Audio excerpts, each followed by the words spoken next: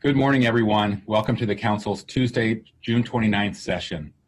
We will begin with a proclamation commemorating Gun Violence Awareness Month and remembering John McNamara, a longtime reporter for the Annapolis Gazette. For those who did not know John, he was a loving and caring member of our community, having grown up in Bethesda and having lived in Silver Spring for more than 20 years. On June 28th, 2018, John's life tragically ended when he was murdered along with 4 colleagues in the tragic shooting at the Annapolis Gazette. Unfortunately, we know this is not an unusual circumstance. There have been over 300 mass shootings already this year in the United States. And while they have tripled in frequency since 2011, they are still a tiny fraction of all gun-related homicides, which are already approaching 10,000 nationwide in 2021. So we're here today to acknowledge that we have plenty of work ahead to reduce mass shootings and to get guns off our streets.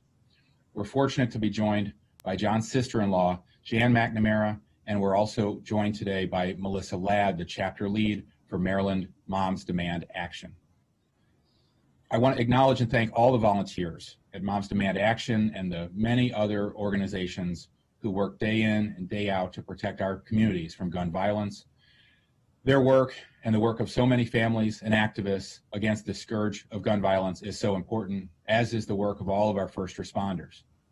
We know that there are so many victims of gun violence out there, far more than we could acknowledge today, but we hope that John's name may be a reminder that we'll never stop fighting to reduce and hopefully end this unconscionable epidemic that has plagued too many communities for far too long.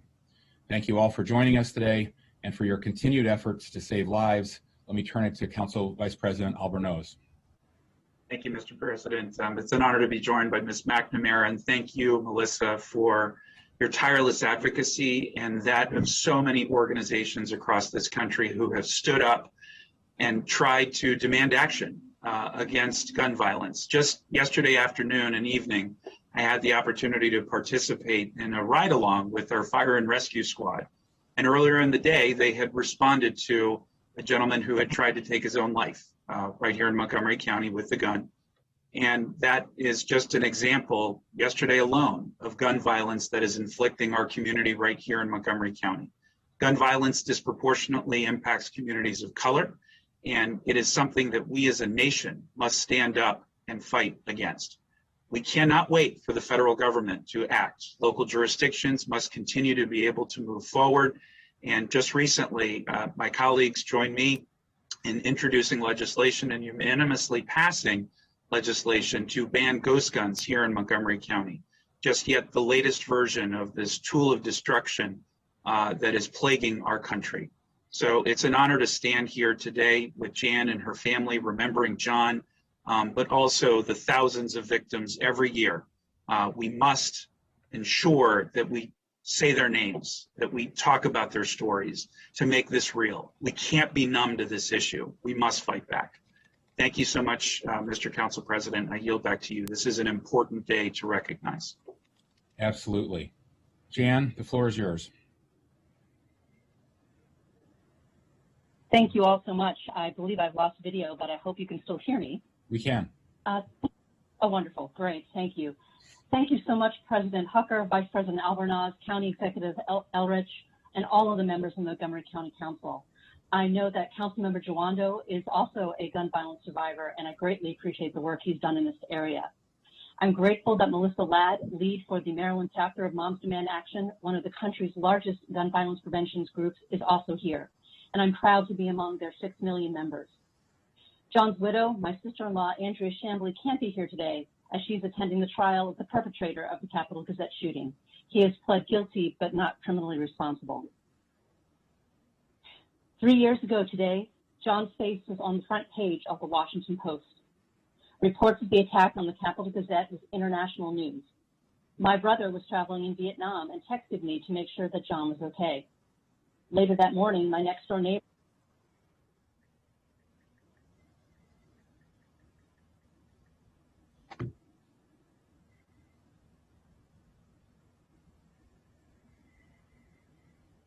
Jan, I think you're muted.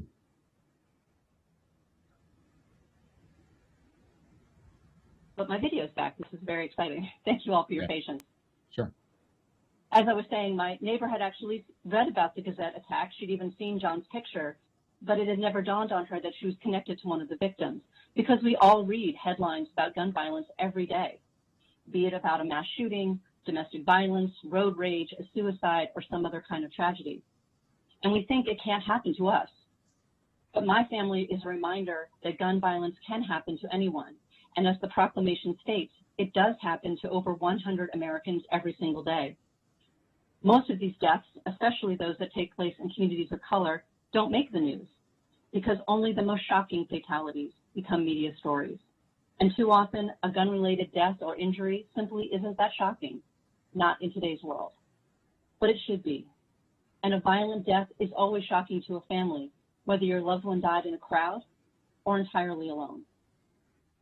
And as Andrea says, not all gun violence survivors have bullet holes. Any statistic you see doesn't include her. It doesn't include my own daughters, who are now 14 and 11 years old and have been doing armed attacker drills as long as they can remember. But when my daughters do these drills, they can't pretend that this is a case of the adults being overly protective. They know that they can become targets, and their friends know it too. So I'm profoundly grateful to the Council for your commitment to reduce gun violence. With your leadership and the use of evidence-based solutions, you can prevent other families from experiencing what mine has. Thank you for standing with the victims and survivors of gun violence throughout the county. Thank you so much, Jan, and thank you for joining us today. Melissa? Thank you so much. We are so grateful for the continued support and work of the Montgomery County Council, the county executive. We look forward to working with you guys in the future. And, we really appreciate this gun violence proclamation to bring awareness to this crucial issue that we all need to be paying attention to, honoring survivors and continuing in our work going forward. Terrific. So thank you. Now, Council Vice President and I will alternate reading the proclamation. This is the proclamation of the Montgomery County Council. Whereas every day, more than 100 Americans are killed by gun violence, in addition to more than 230 people who are shot and wounded, bringing the yearly gun homicide average to a staggering 13,000. And whereas jurisdictions across the nation, including in Montgomery County, are working to end the senseless violence with evidence-based solutions, such as ensuring that public safety is one of our highest priorities. And whereas gun violence extends its deadly reach to all corners of our community. For example, John McNamara, who grew up in Bethesda and lived in Silver Spring for more than 20 years, was killed in the Capital Gazette mass shooting on June 28, 2018. While Mr. McNamara's murder received national attention, countless Montgomery County residents lose loved ones to gun violence in ways that do not make headlines. And whereas gun violence prevention is more important than ever as the COVID-19 pandemic continues to exacerbate gun violence after more than a year of increased gun sales, the rising number of calls to suicide and domestic violence hotlines, and an increase in city gun violence. And whereas we renew our commitment to reduce gun violence and pledge to do all that we can to keep firearms out of the wrong hands and encourage responsible gun ownership to help keep our children safe. Now, therefore, be it resolved that the County Council of Montgomery County, Maryland declares June 2021 as National Gun Violence Awareness Month, and be it further resolved that the County Council remembers John McNamara and others whose lives were senselessly cut short due to gun violence, presented on the 29th day of June in the year 2021, signed by Council Vice President Albornoz and myself. Thank you all so much. Thank you. Next, we can move to 3 proclamations honoring, unfortunately, our retiring and wonderful Regional Service Center directors. Riumberto Rodriguez, I'll begin with, and then I'll turn it to Councilmember Rice to recognize Kathy Matthews, and Councilmember Novato to recognize Luisa Montero. Our 3 great regional service directors are all sadly retiring. And although we won't be reading each proclamation due to time constraints today, I'd like to highlight first how much Riumberto has meant to the Silver Spring community, and certainly myself over the last 12 years as director, and what a pleasure it has been working with him. Riumberto has worked hand in glove with the community on so many initiatives, including the completion of the Silver Spring Civic Building way back then and Veterans Plaza during a very difficult period of time. He's such an integral part of our community that many of us affectionately call him the mayor of Silver Spring. He's developed important relationships with organizations and key civic groups such as the Silver Spring Citizens Advisory Board, the Urban District Advisory Committee, the Transportation Management District, the Long Branch Partners, and the Business League there, the City of Tacoma Park, the Silver Spring Chamber, and many others. He was instrumental as a partner working following the great tragedy in Long Branch nearly 5 years ago. And more recently, during the height of the pandemic, Riumberto stepped up once again and was a vital resource for residents in need, helping to ensure equitable access to testing and to vaccines, and providing food and rent relief to our most vulnerable neighbors. Like all of our great regional service directors, Riumberto has been a key liaison between government, residents, and businesses, and has been at the forefront of solution building to make our county a better place to live and work and play. So, Riumberto, thanks for always being such a great friend and a great partner professionally. You're going to be impossible to replace. You're leaving very big shoes to fill. But I'm comforted by the fact that you'll still be engaged, I know, and and active in our neighborhood. And we'll very much look forward to getting your continued advice on all things related to Silver Spring and Tacoma Park. Next, Councilmember Rice. Well, thank you very much, Mr. President. And it's so happy. It's a happy moment to see Kathy's face. It's not a happy moment in terms of her leaving. I still remember the day that she called and told me that she was making this decision. But it's one that I respect because of the great and tireless work that she's done over decades to make the Up County a better place for all residents. Many don't know this, but Kathy's actually served the county since 1973. And so she's had a storied past of being a fierce advocate for everything that is Montgomery County. Born and raised here, and her family here, so deep roots here in Montgomery County. And so many projects and initiatives came under her way as a regional services director. She's been a regional services director now for 20 years. And so, Kathy, I just say to you, what a great honor it is to be able to thank you for all of your support, your advocacy. I don't know if you remember, but when my wife and I first moved to Germantown Town Center, when they first built those townhomes on Middlebrook Road, and I joined this board of directors. This is before ever running for elected office. And I joined this board of directors because I wanted to understand what was happening. There was a lot of development talk about what was going to happen with the rest of the town center. And everyone said, you need to talk to Kathy Matthews. I said, who is this Kathy Matthews? Everybody I talked to said, talk to Kathy Matthews, talk to Kathy Matthews. Kathy Matthews is basically the mayor of the Up County. She has aptly served us well. Everything from making sure that we had things like Oktoberfest and Destination Germantown Initiative, coordinated multiple agencies, was instrumental in the site selection for 5 fire stations, a police station, 2 libraries, 3 recreation centers, and then, of course, UCAP, the Up County Citizens Advisory Board, taking that from an entity that really wasn't diverse at all and making it into something that reflected the community. Kathy, we owe you a huge debt of gratitude for all that you have done for us, and especially for those who really care about diversity, equity, and inclusion in the Up County and making sure that the Up County voice is heard. You will be missed, but know that you will always be loved. And we thank you for everything that you have done for each and every one of us. God bless you. Take care. Thank you so much, Councilmember Rice. Councilmember Novato. Thank you, Mr. President. And so, wow, what can I say?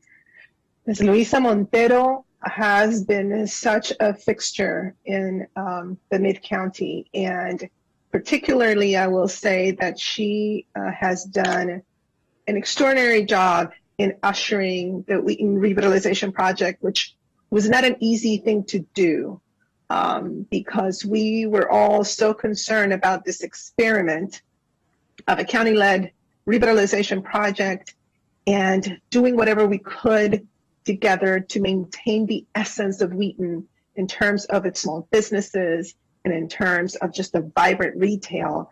And I can attest that there were many meetings, phone calls, emails, etc., where Ms. Luisa Montero really put into practice her very tactful diplomatic ways to make sure that everybody could not only just be heard, but that we could find solutions together that would move things forward. And I think it is a testament to the tools that we put in place, the Small Business Assistance Program and having her there, that when you go back right now, notwithstanding the pandemic, the effects of the pandemic, they are there and they're starting to thrive.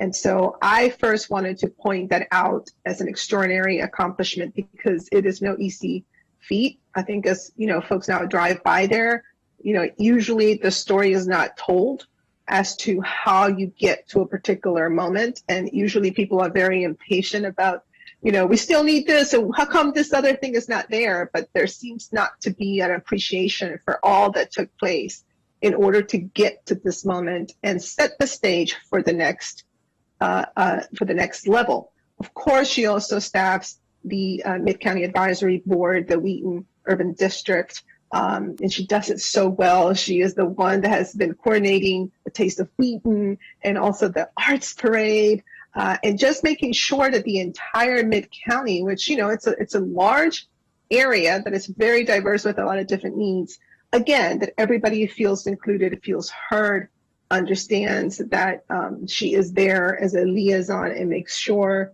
that things, get to where they need to go in terms of finding solutions.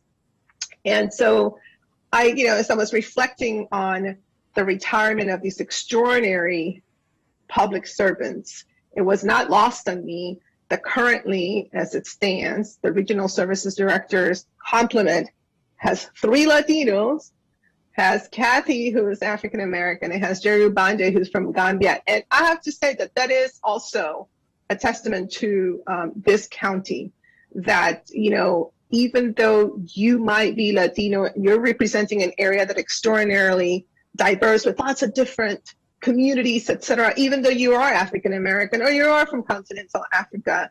This is a reflection on how we are able to truly embody what it means to serve in a diverse county and include everybody's voices, that you don't have to be of a particular background to work in a particular area. And to me, that is what makes this county so extraordinary, I might add. So I just say to the county executive that he's got a lot of work now, because to replace these extraordinary folks, it's going to be a challenge. But I want to say thank you. Thank you to Roberto Rodriguez. Thank you to Ms. Luisa Montero Diaz. Thank you to Catherine Matthews for giving so much of yourself and understanding the ethos of each region, but also bringing forward that ability to, to be a liaison, to interact, and to absolutely, make it your own and be a cheerleader for each of these areas. They are so much better because of you.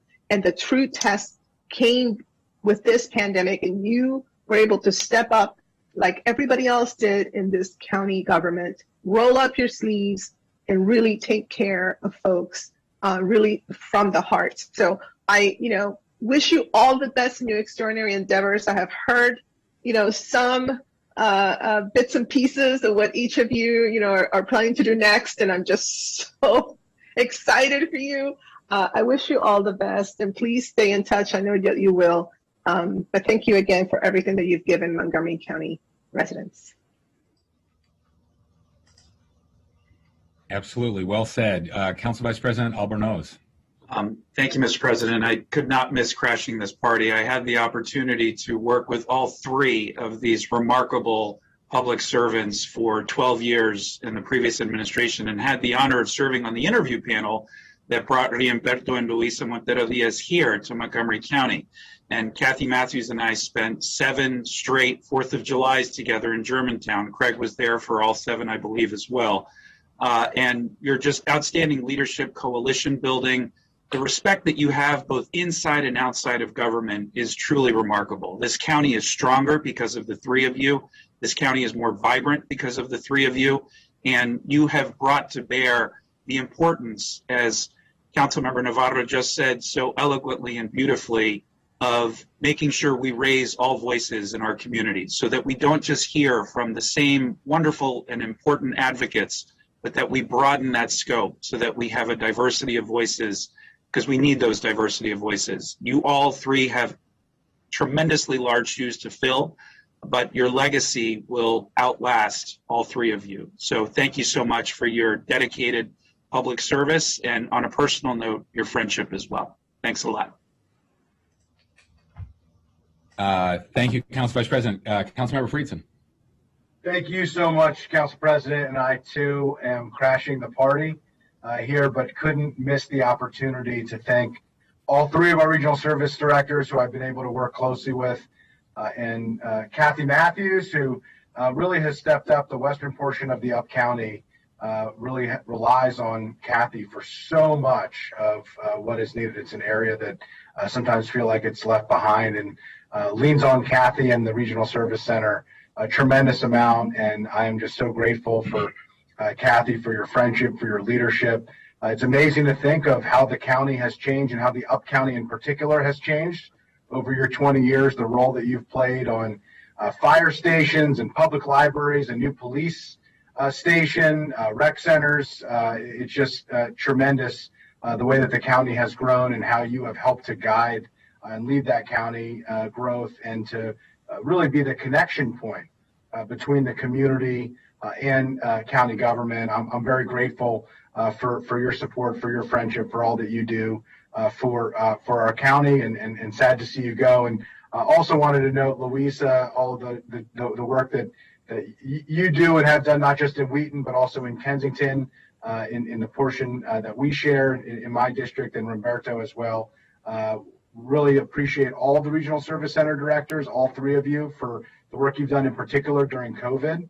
I think that the outreach that we've had to do for local businesses would not have been possible but for the relationships that had been built by the 3 of you with the communities that you support and represent, and the fact that we have come out of COVID as well as we have, despite all of the challenges, in many ways is thanks to the strength of those partnerships and relationships that you have built over your careers in these roles. So thank you so much for that. Really appreciate it. And the county executive certainly has a big task ahead of him.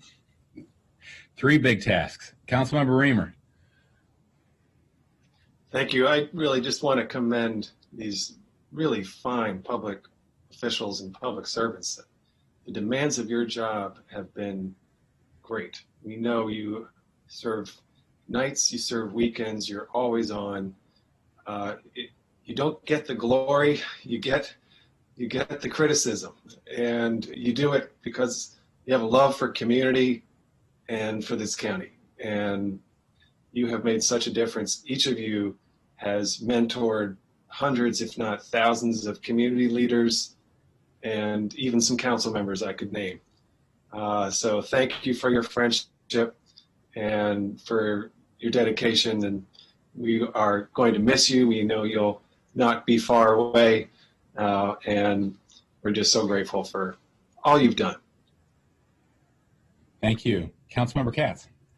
Thank you very much. I too just wanted to very quickly join the party as someone who knows a little bit about being in the mayor business, and people mentioned how they all were mayors in their area.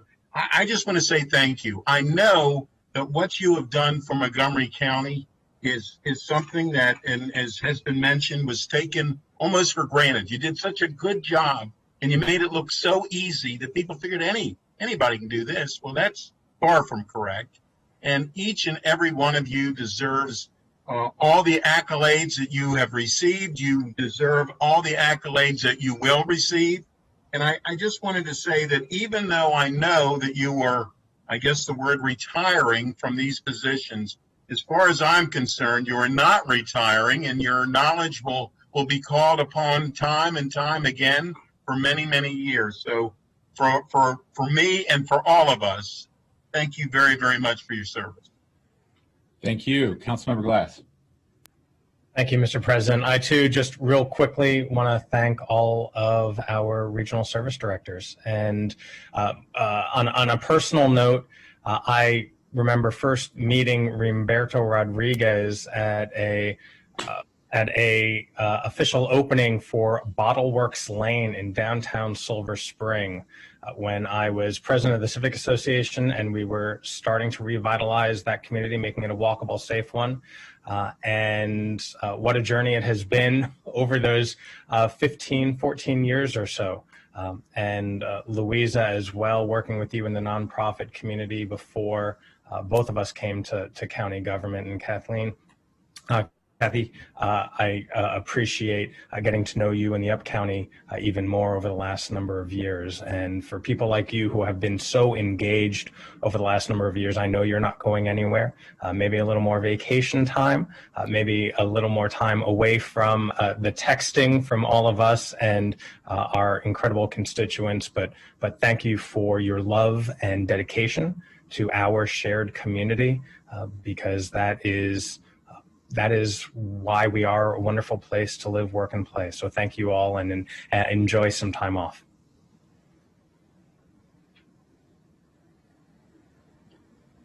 Thank you. Any other requests? I think we're good. Oh, Councilmember Joando, beg your pardon. No problem. I can't be left out of this group. No. Well, I will be brief as well. To Kathy, Humberto, and Louisa, thank you for what you've done. You all have dedicated your lives to this county and our community, and it's not easy job to do it.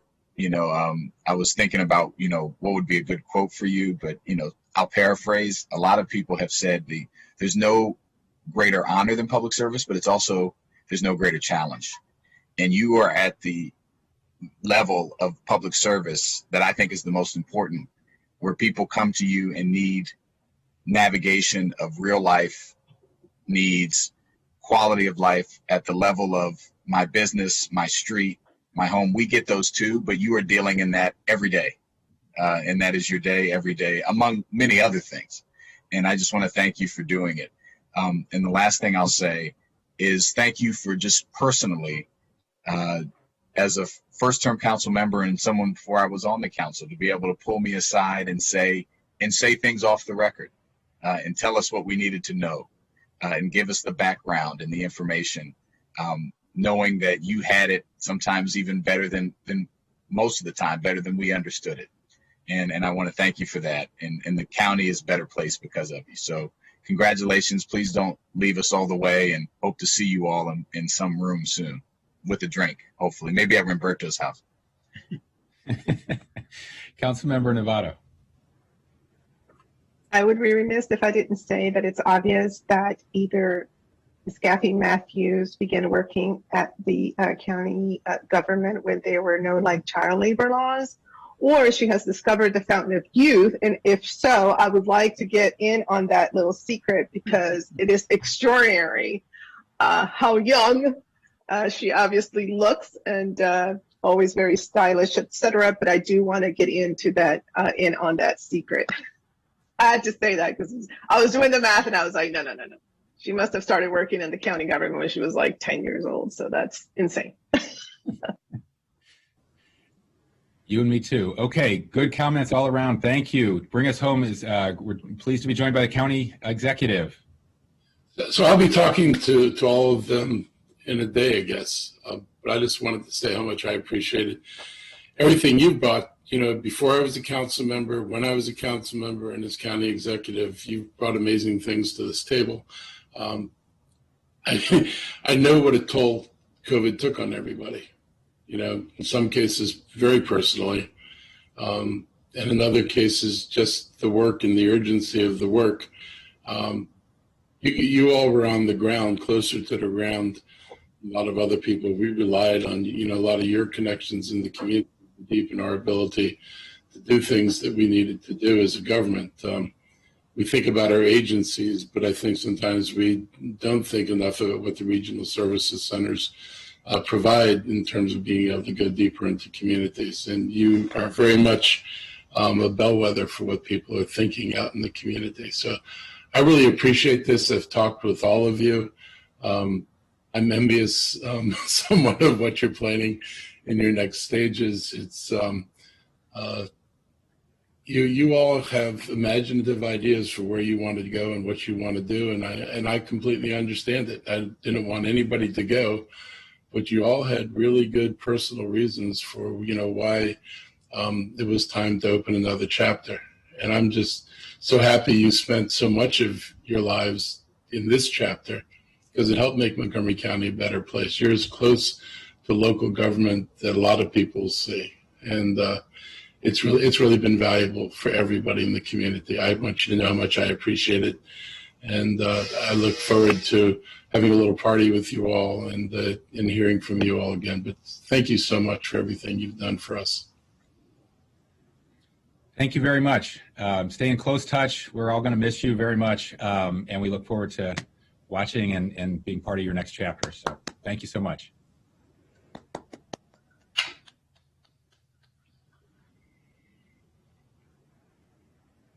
right, thank you, everybody. Next, we have a proclamation recognizing Suzanne Ludlow. Susie has been a welcome. Suzanne, good to see you. Susie, since we're dealing with retiring outstanding public servants today, and we're joined by Mayor Stewart at Tacoma Park. I'll just begin by saying Susie's been a fantastic public servant since her career with the city of Tacoma Park began in 1993. We are so grateful, Susie, for all you've done for Tacoma Park and really for the whole county and the region. And we owe you a deep debt of gratitude for your service. You've always been willing to lend a hand to anyone in need and have shown remarkable leadership and advocacy throughout your tenure. You've accumulated such an amazing wealth of knowledge in so many areas and have led us to solutions, working so closely with our chair of the Government Operations Committee to finally solve the municipal tax duplication formula this year and put us on a proper path forward. You've successfully managed so many city budgets and many other areas. It's a huge loss for Tacoma Park and the whole county to have you leave, but I was glad to have the opportunity to visit with you yesterday and bring you your proclamation and hear about your travel plans and your plans to spend more time with your family. So I would never try to take that away. So thanks so much for everything you've done. Mayor Stewart? Yes, thank you so much. I just wanted to say a few words. First, thank you to the County Council for this proclamation, recognizing all that Susie has done. As you said, she's had a 27-year career in Tacoma Park, and she's held numerous positions over the year, including Unification Coordinator, Community and Government Liaison, Deputy City Manager, and most recently, City Manager. If it was a hard issue, Susie has tackled it. Let's just put it that way in our 27-year history in Tacoma Park. To talk about all that she has done in our city would probably take today and most of tomorrow. So I just want to highlight a couple of things to thank her for all her work. It is really impossible to think of a sector of our municipal life that Susie has not touched, from coordinating and working on our budgets to make sure we are fiscally strong in the city, leading and inspiring our city staff, coordinating on key projects, particularly as was mentioned on tax duplication and really the work we're doing right now on housing, interacting with residents seeking information or assistance, and particularly that's been heightened during COVID over the last 16 months, and many other things she has played a vital and leading role in our community.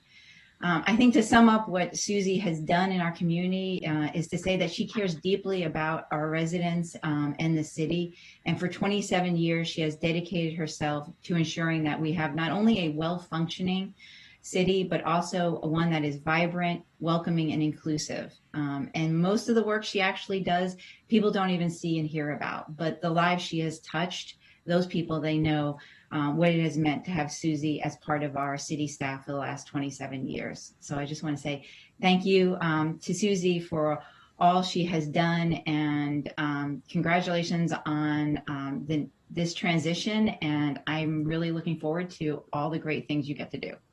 Thank you. Thank you so much, Mayor Stewart. Great to see you. Okay, let me read the proclamation. I'll let everybody know this follows a very impressive proclamation from the Council of Governments to recognize Susie's work as well. Proclamation of the Montgomery County Council says, whereas Suzanne Ludlow has made endless contributions to the city of Tacoma Park, where she began working in 1993 and has held a number of positions since, including Assistant Director of Housing and Community Development, Deputy City Manager, and ultimately City Manager. And whereas throughout Ms. Ludlow's tenure in public service, she successfully transitioned government services when the county line was moved, negotiated a better municipal tax duplication formula, and worked on projects such as the Purple Line. And whereas upon her appointment as City Manager in 2015, Ms. Ludlow oversaw major programs, projects, and initiatives, including the annual preparation of the city budget, which kept the city in good financial standing and further aligned city operations with council priorities.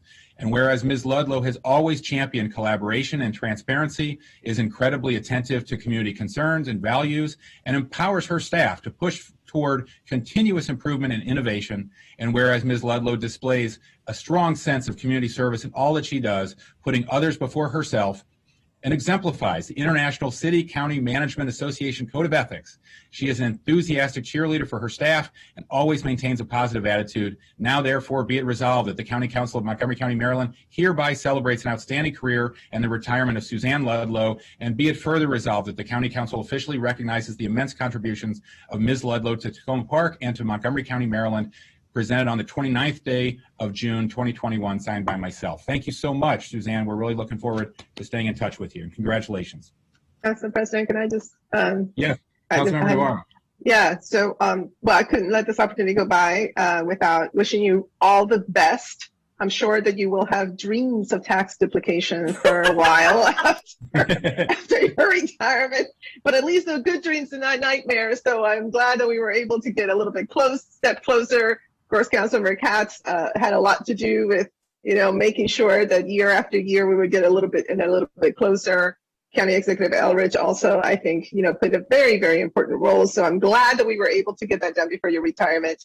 And I just want to thank you for your demeanor, for your collaborative approach, but your very decisive approach when it came to everything. And of course, reminding, just thinking back on the fact that we did meet at the Silver Spring YMCA when both our children were preschoolers. And so there's something just so magical about how great this county is, that there's so many connections that date way back. And here we are also on this professional level. So good luck to you. Wish you all the best in this new endeavor. Of course, I'm sure we'll stay in touch. And again, thank you for all the years of service. Okay, anyone else? Great, okay. Thank you so much, Mayor Stewart and Suzanne. Stay in close touch. Thank you again. And finally, we have a proclamation commemorating Pride Month by the council and the county executive, and initiated by Councilmember Glass. Councilmember Glass. Okay, thank you very much, President Hucker. We'll end on a high note today, building up to what has been an incredible month of Pride here in Montgomery County and across the country. And for me, it's really been incredible to see how much Pride has grown just in my short time here on the council. 2 years ago, we raised the Pride flag on the county, outside the county executive's building. And then just earlier this month, all of us got together in person and we raised the Progress flag, another monumental day. And it was also great to see everybody in person to celebrate. This year in particular has been, I think, really special for the community because while we all gathered here in Rockville to raise the Progress flag, there was a swell of community events too. You know, the communities of Woodmore and Indian Spring and Forest Estates all hosted some variation of Pride events and marches and celebrations, and it was incredible. And then we had other collaborative events taking place. There were, over the weekend, there were drag queens in Rockville, and there were other events up in Sandy Spring for a mix of Juneteenth and Pride celebrations as well earlier this month. And so it really is Montgomery County's true coming out and creating even more spaces for members of the LGBTQ plus community to be safe and to be out. And, you know, while we here are celebrating, one of the reasons we are celebrating is because we have to remember that while we are creating these safe and open spaces, there are 17 states right now that have passed or are actually debating anti-LGBTQ plus legislation. And while the politics of hate and fear might be raging in certain parts of the country, we here in Montgomery County, Maryland, are a safe and welcoming and inclusive community where love is love. And we need to keep sharing that. And in an effort to spread that love, my office has hosted this year, the first ever, we hosted a writers contest for MCPS students where we invited them to write a poem or an essay in 250 words or less to share with the world what inclusivity means to them within the LGBTQ plus context. And I especially want to thank Bianca Laura from my team and all the other members of my staff for helping facilitate this contest and all of the month's events as well. And students wanted to participate. We received over 70 entries from nearly every single high school across the county. And I personally was so impressed with the quality and, even more importantly, the vulnerability that our young people shared in their writing. And some of these essays were about inclusion and community and the intersectionality of the moment and of the politics of this day. And some of them also spoke about the harsh realities that they're facing, that their loved ones are facing, either at home or in school. You know, some of the students who are misunderstood or, you know, risk serious consequences for coming out or for being their true selves. And again, that is why we celebrate Pride, and that's why we continue to bring in people into this space. And for the students who did participate, we actually hosted a Pride pizza party in Rockville Town Square, and students from across the county got to come. They got to meet each other and share stories, because not every school has a GSA. And some of the students bravely read their stories, their poems, their essays to the group. And before we introduce some of those young people and hear the winning entry, I just want to share a quick little video so that we all can hear from the youth in our community about what Pride means to them.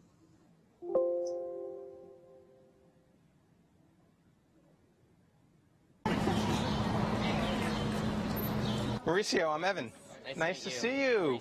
Now, where do you go to school? Northwest. Awesome. For Pride Month, I wanted there to be a youth engagement. Good afternoon, everybody. I'm Councilmember Evan Glass, and you know, as the council's first LGBTQ plus member of the council, one of the things that I want to continue to do here is make sure that everybody feels welcome and safe. So we had a student writing contest, and today we invited all the students who wrote essays and poems to celebrate Pride, to share a little bit about themselves.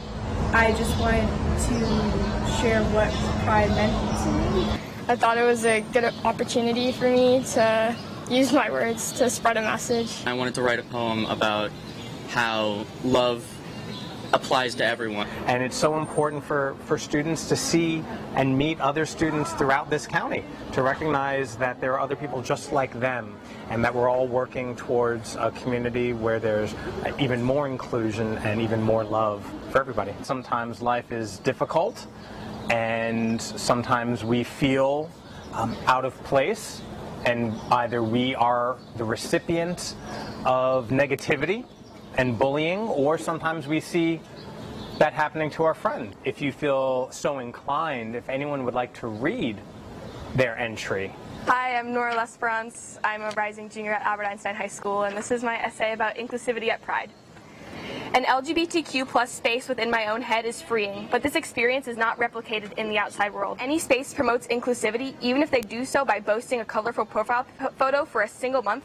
It means that they are obligated to hear and welcome various voices who feel compelled to cry out when they feel lost. The essays and poems were so incredibly personal. People wrote about their own coming out, their own questioning, the relationship that they have with family members and friends and classmates at school. Some of them were incredibly uplifting and positive, yet others were quite sad. In the 1960s, the term gay was like a hushed whisper muttered by children who wander through mental asylums at night. That is to say, the term was used as both an insult and a legitimate mental illness to be feared. To me, inclusivity means knowledge. The knowledge of the past and how to do better in the future. The knowledge of the world we live in and how to be respectful of your friends and family members. It means sitting down and having a conversation. It means listening to what others have to say. I ask that you do not... To see students these days coming out at 13, 14 years old and to be sharing their experiences and their feelings with everybody, it really is something to behold, and it is something that needs to be fostered and celebrate at the same time. The County Council of Montgomery County Certificate of Participation Youth Writers Competition. Your powerful words, shining lights pointing ahead, pushing us forward. And your words give me hope for the future, and so I am proud to share this proclamation with all of you. Awesome. Here you go.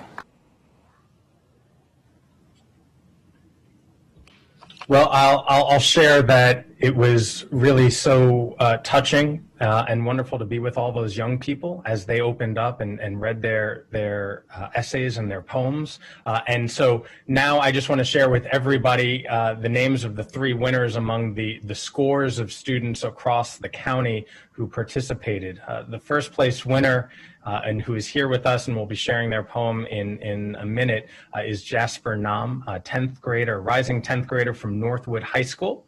And in second place, we have Kendra Marler, a rising 11th grader from Damascus High School. And then third, we have Pan Damon, a 9th grader from Montgomery Blair High School. So I want to congratulate them all. If my colleagues, if we could just thank them all as well. And I also want to thank the Sanford and Doris Slavin Foundation and the wonderful Mayor of Somerset, Jeffrey Slavin, for providing some awards for these young people to support them in their work and their time. And especially thank Mayor Slavin for being an incredible LGBTQ plus leader here in the county. But now I would like to turn it over to Jasper, who will share the first place essay, the poem that Jasper wrote. I see Jasper here. So Jasper, if you want to unmute yourself.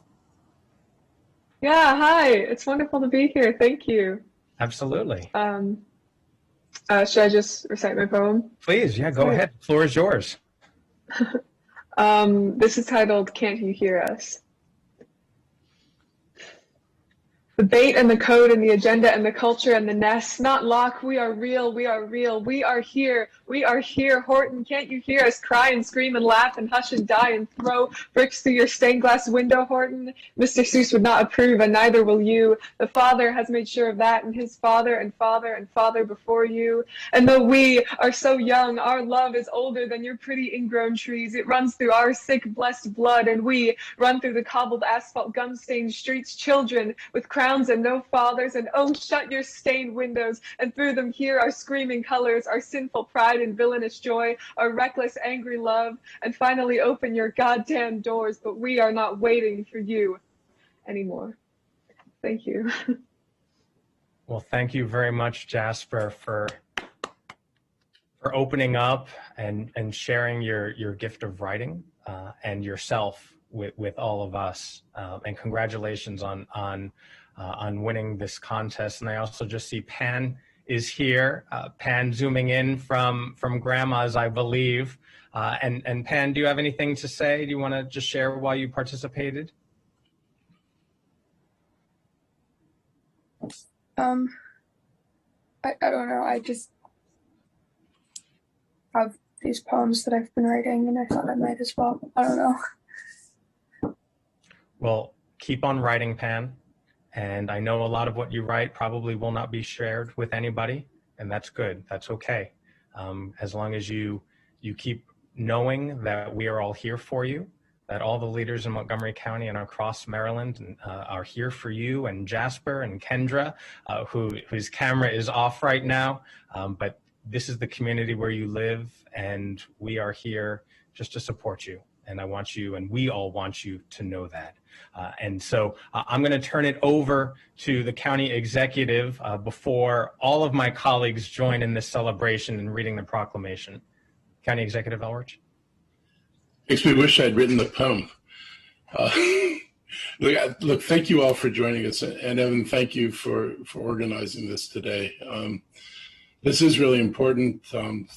In my life, I've never understood why people just can't accept that people love whoever they love.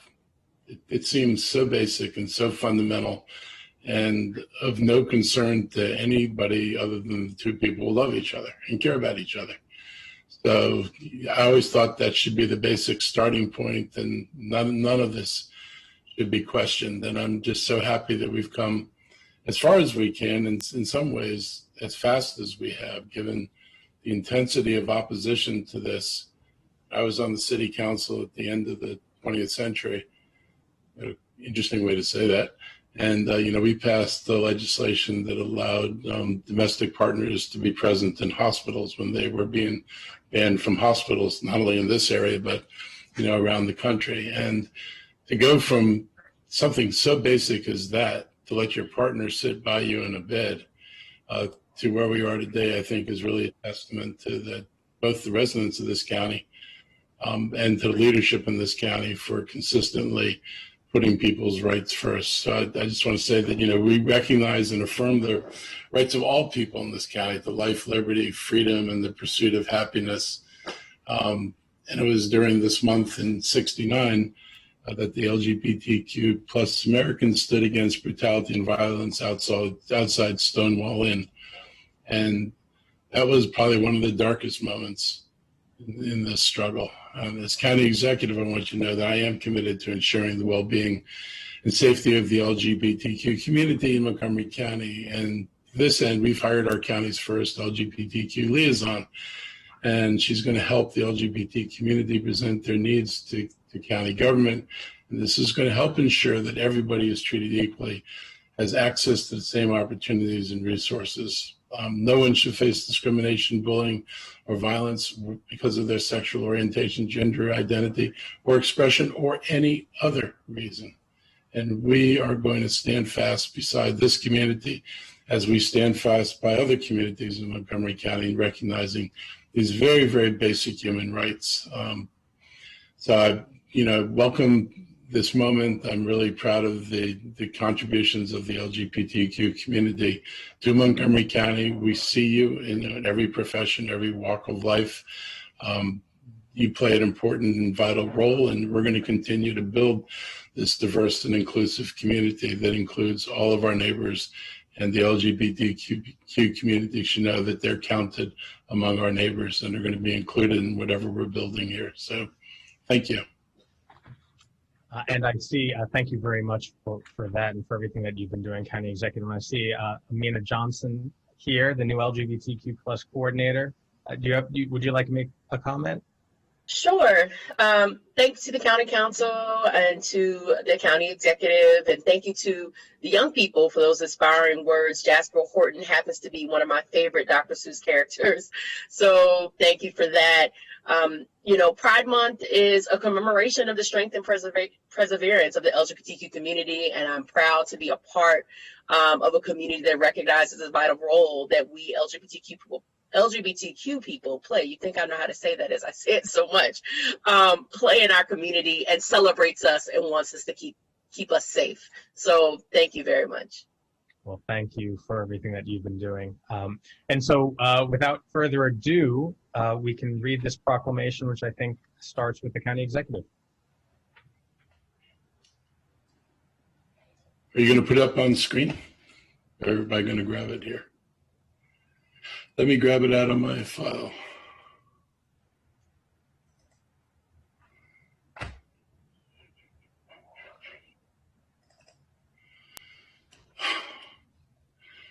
Okay, my thing is not opening up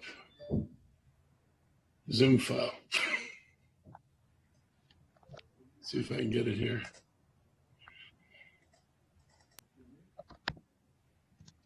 I am so sorry. My Zoom file will not open. I just texted you the laws. Just when you think everything is working. Okay, whereas June Pride Month, and this marks the third year that Montgomery County recognizes Pride as a time to celebrate love and inclusivity, and whereas this year Montgomery County raised the Progress flag, designed by Daniel Quasar, which expands upon the original rainbow flag by highlighting the Black, brown, and trans members of the LGBTQ plus community. And whereas we recognize trailblazers of generations before us, like Marsha P. Johnson, who protested against police brutality after Stonewall. People like her champion this fight for civil rights and help pave the path toward achieving full equality for all. And whereas we celebrate the accomplishments and victories of the LGBTQ plus community while raising awareness of the challenges that still exist across the country, such as access to health care, discrimination in employment, housing, and continuing legal challenges at the Supreme Court. And whereas LGBTQ plus residents are an active and important part of the Montgomery County and contribute to the academic, political, economic, and social vibrancy of our community. And whereas, like all of society, the LGBTQ plus community is not homogeneous, but diverse in its racial identity, age, immigration status, gender expression, religious belief, and socioeconomic standing. And whereas individuals who identify as LGBTQ plus are 40% more likely to experience homelessness, thus requiring us to create and support inclusive housing policies that address the diverse needs of this community.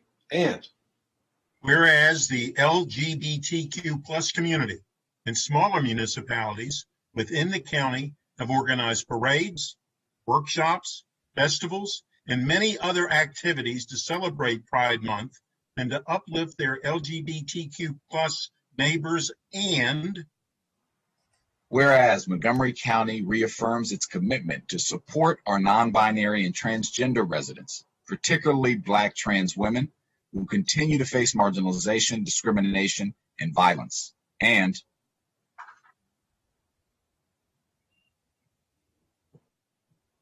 Councilmember Friesen.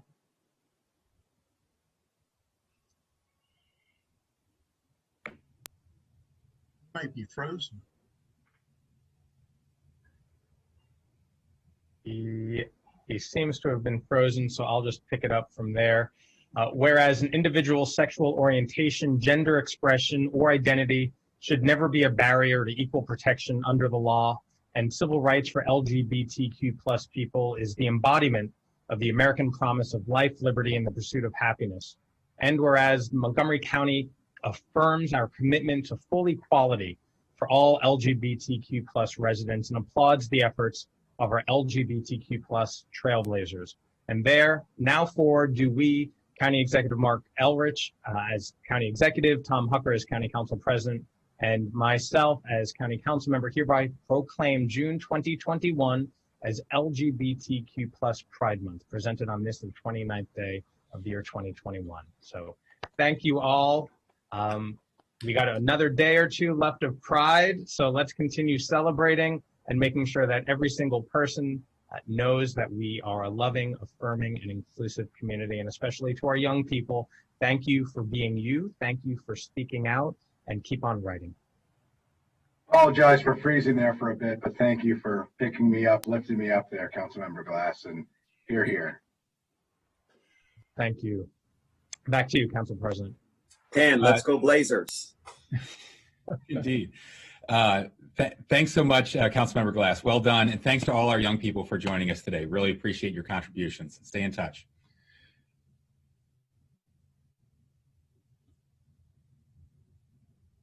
Okay, next we can move on to general business. Madam Clerk, would you please share any announcements, agenda changes, or petitions? Good morning, Council President and Council members. There are no announcements and there are no petitions. Thank you. Okay, the clerk has also distributed the minutes to council members for the meetings of April 7th, 8th, 13th, and 20th, 2021. Are there any changes? Hearing no objection, the minutes are approved as submitted. Next, we can sit as the Board of Health to receive our public health briefing. Dr. Gales, Dr. Stoddard, are we ready to begin? Yes, good morning. Good morning. If you're ready. Good morning. The floor is yours, sir. All right. Well, Dr. good Bridges, morning. welcome to you as well. Good morning, everybody. Thank you also, before getting into COVID and other things, for the wonderful recognition and proclamations that were read throughout all of the retirements. And I wish all of those individuals who are retiring to enjoy themselves and fully commit to their retirement the same energy that they did for their regular work. And make sure they take the time to take care of themselves and enjoy their families. And also the proclamation related to Pride Month. And it is amazing and wonderful to see young people being able to have a safe space to give voice, to speak truth and to speak their truth, and not fear repercussions, and be able to be boldly who they are and take up the space that they rightfully deserve. It has not always been that way. And even though we celebrate that, those of us who are living, who've grown a little bit older and a little bit grayer, remember times when we were that age and we didn't have the space to be able to do that. So thank you for the recognition for those young people, and wish them all the best. I would like to highlight and thank Council for their support for our Pride event, Public Health Services and HHS Services over the weekend, Pride in the Plaza. It was a great event, and thank you. There were a number of, I know not everybody was able to participate in person, but there was numerous support from the council level and county executive level. And it highlighted our initiative, our Ending the HIV Epidemic initiative that has been titled Do It For You, where again, to remind folks that we were one of the 48 jurisdictions, counties across the country that were identified by CDC to contribute 50% of new HIV infections each year.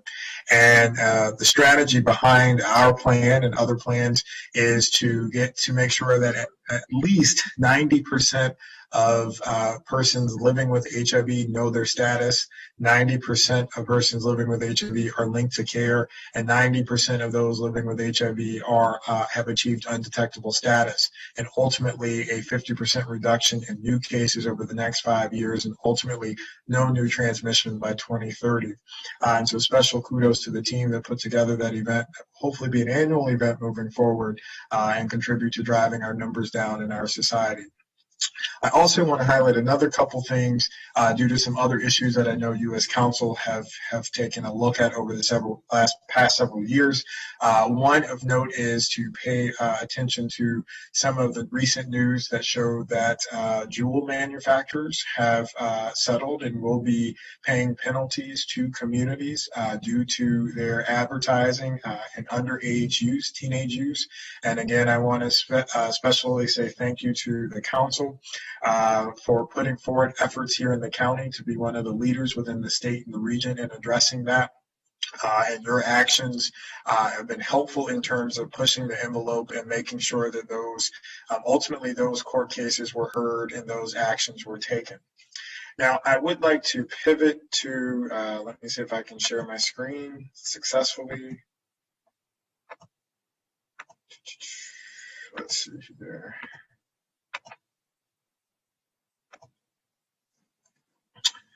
To talk a little bit about some vaccines and transmission levels.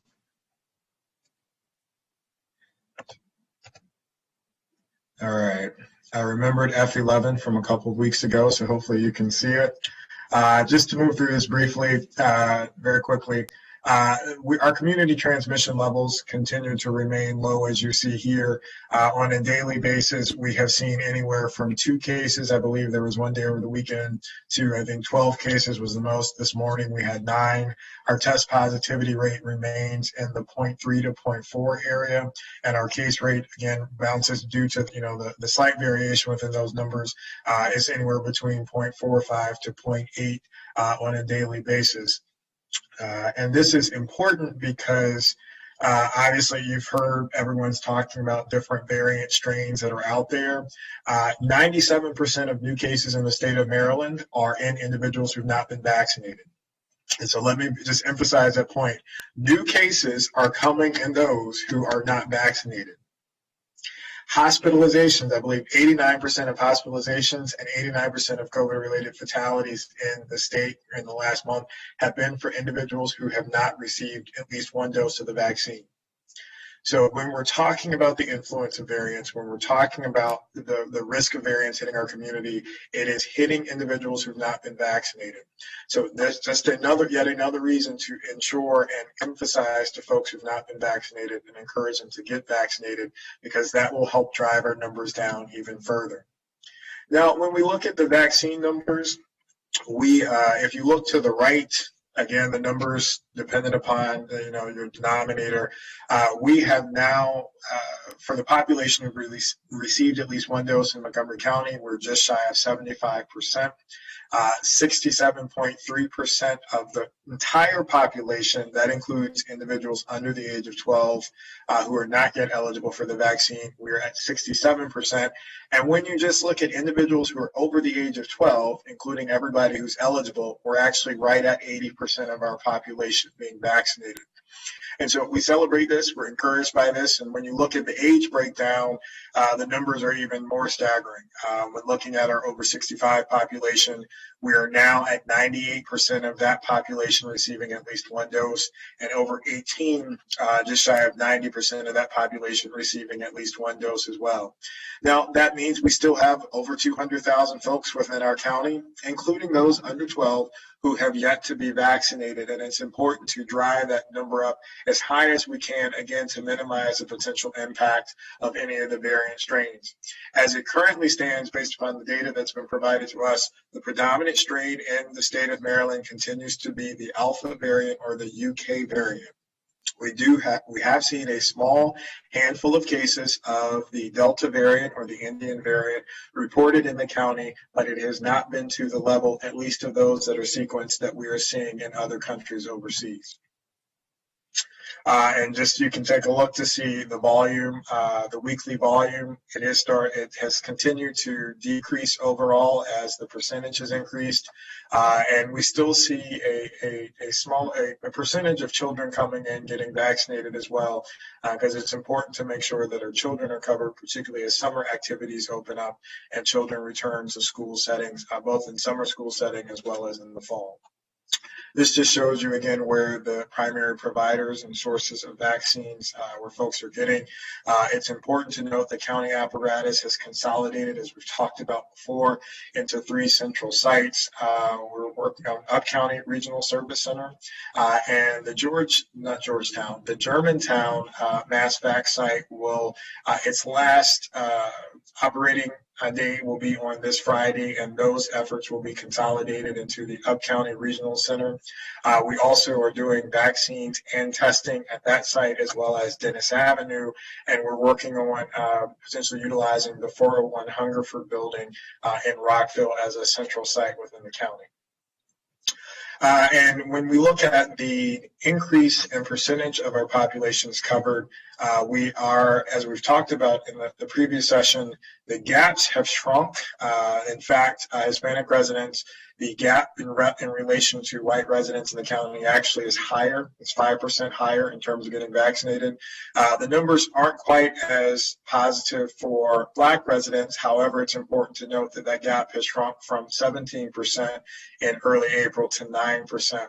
And it's important to highlight that in consolidating our efforts, we're also making sure that we continue to use the geography that shows us where uptake is lowest in different communities to target and focus outreach, as well as set up vaccine opportunities, working with our community partners, continuing to work with our community partners, as well as our federal and state partners to increase opportunities for folks to get vaccinated in those areas where we're seeing lowest uptake. This just again shows you running total of vaccines over time. And I will stop there, but I would also like to just highlight a couple of other demographic factors, particularly related to community transmission. We haven't, even though the number of cases is small, again, we're talking about in the last month, we've seen, in the last month, are you ready for this? In the last 30 days, we've seen 225 cases.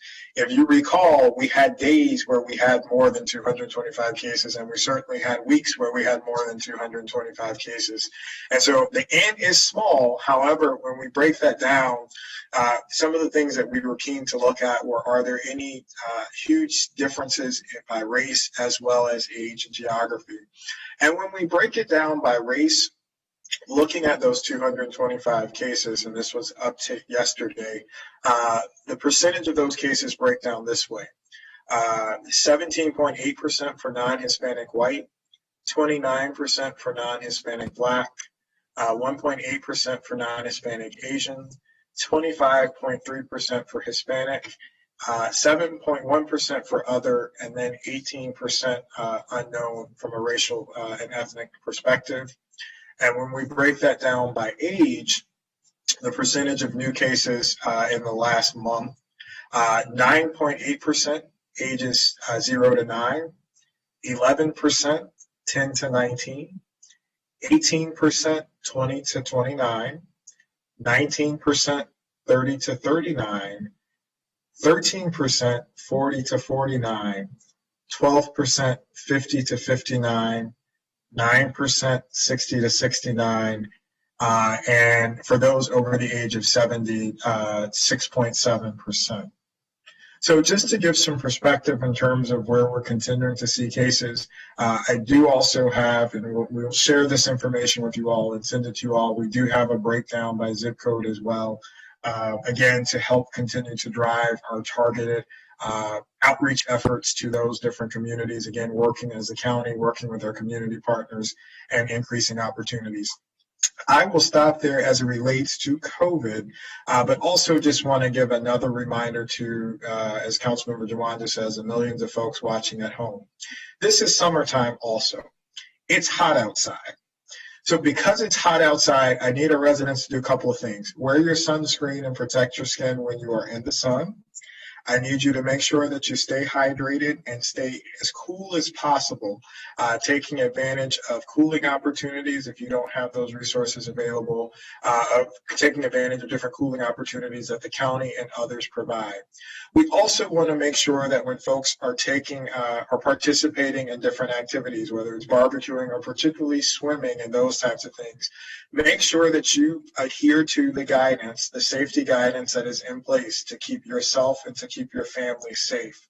We recognize that as the weather has improved and restrictions have been relaxed, that people are coming out in droves. We want you to celebrate safely and be able to enjoy being around others, but again, we want to make sure that you're safe in that process.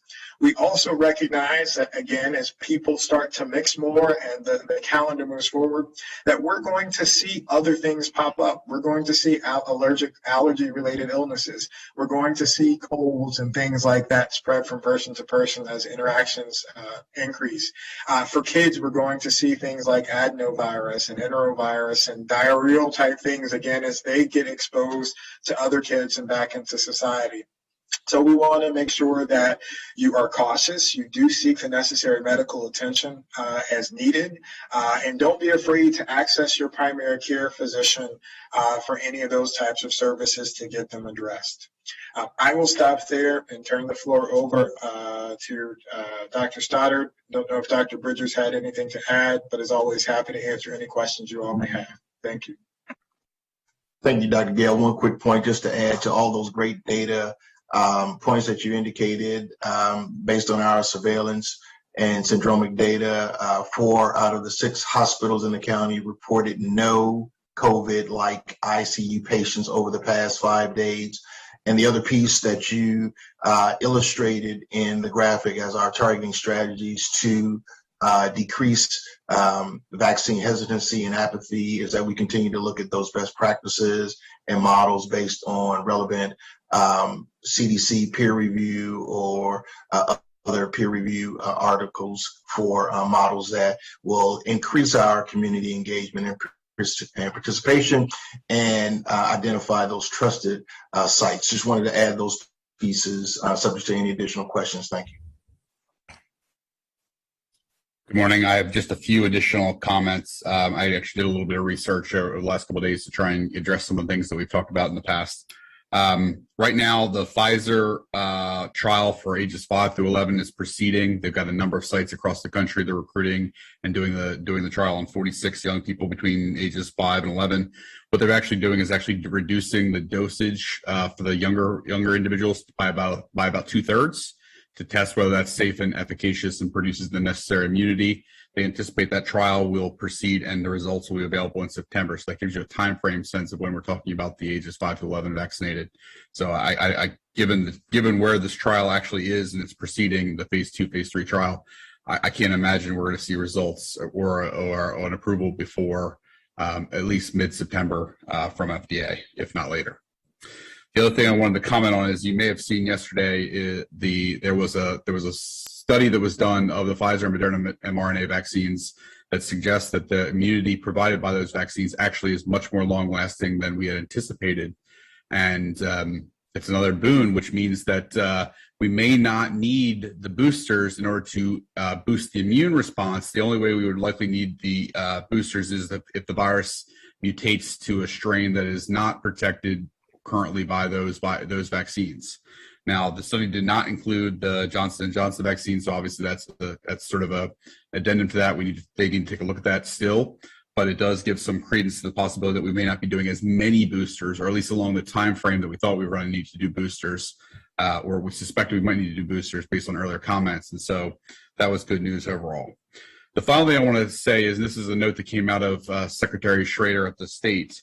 Right now, 97% of new cases are amongst the unvaccinated. 89% of the hospitalizations are among the unvaccinated, and 89% of the deaths are amongst the unvaccinated. And so if you needed a greater rationale for getting vaccinated, that should be the compelling thing. Vaccines are safe and effective, and they are preventing people from dying from COVID-19, and the data is staring us in the face. So I'd certainly echo what Dr. Gales and Dr. Bridgers have said. Please do get vaccinated. I'll stop there.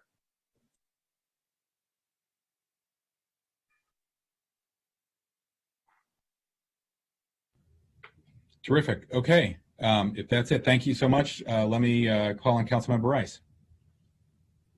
Well, thank you very much for this great update and great news. Dr. Gales, I'll start with you. The percentages are absolutely amazing, that 97% of new cases come from folks that are not vaccinated, but also concerning because those that are not vaccinated continue to be our people of color in our community. And although we're making great progress, it is still something in which we need to continue that outreach. And so I just encourage us to continue working with, obviously, our BIPOC health communities that are out there, including our doctors. I know that you're all doing all of that. So just again, lifting up the importance of that, because we see how effective the vaccines have been at not only minimizing the contraction, but even then, if you did contract, the hospitalization numbers at 89% are just simply amazing. And so, I'm not sure what other vaccines are out there that have those same kind of rates, but I mean, that's pretty impressive. I would like to ask about, because we still continue as a part of the hesitancy, and so I'd like you to talk to those folks who have still chosen not to get vaccinated. We have more data now and more time that folks have been vaccinated who are concerned about complications. Please talk about the lack of complications that have come about as folks have been vaccinated and now have been vaccinated for some some folks almost 5 months now at this point, I would think, right? So very, very significant information as far as the lack of complications from vaccinations. Sure. Thank you, Councilmember Rice, for your question. You are correct. So the complications have been minimal for those who vaccinated. We certainly are aware of the period of time where there was a review of the Johnson & Johnson vaccine due to concerns about clotting issues. But that was reviewed, it was investigated, and has ultimately, for the most part, been resolved. We've not received or heard a lot of information about that. There have been a couple of reviews of the vaccine for younger people in terms of potential increased risk of cardiac inflammation. Again, that was reviewed and very minimal and not dismissed, but documented, but not a red flag to stop using it.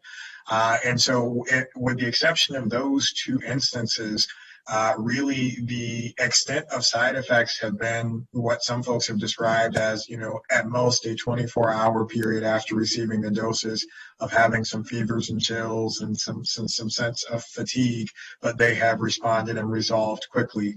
I can personally attest to I received my first dose in December and second dose in mid-January. And I feel like I'm doing okay. I mean, I feel like I look okay. I'm responding okay and haven't had any adverse responses, as well as the hundreds of millions of folks who've been vaccinated in the country so far.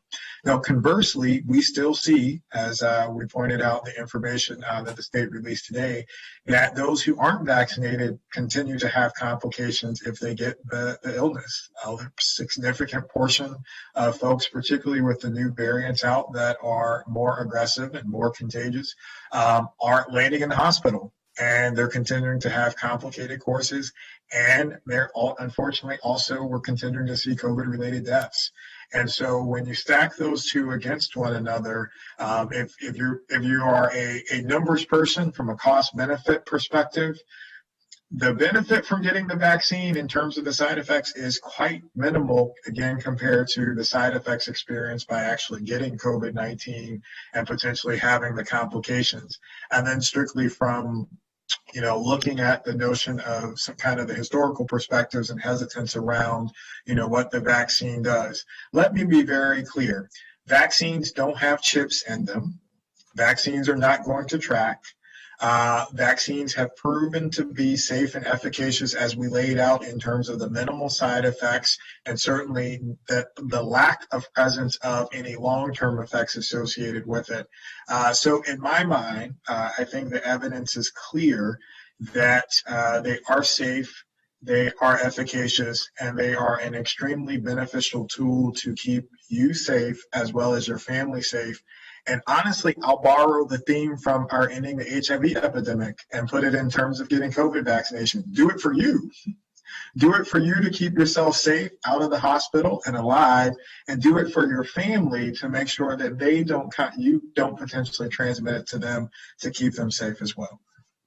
Well, here to that. Let me ask you about, and Dr. Stoddard mentioned this, so I think maybe he anticipated my question about boosters that I've continued to ask a number of times, especially when it comes to the COVID variant. Folks are to the Delta COVID variant, that folks are concerned about Johnson & Johnson. And so for those who have gotten the Johnson & Johnson vaccination, what do you tell them in terms of information about potential boosters?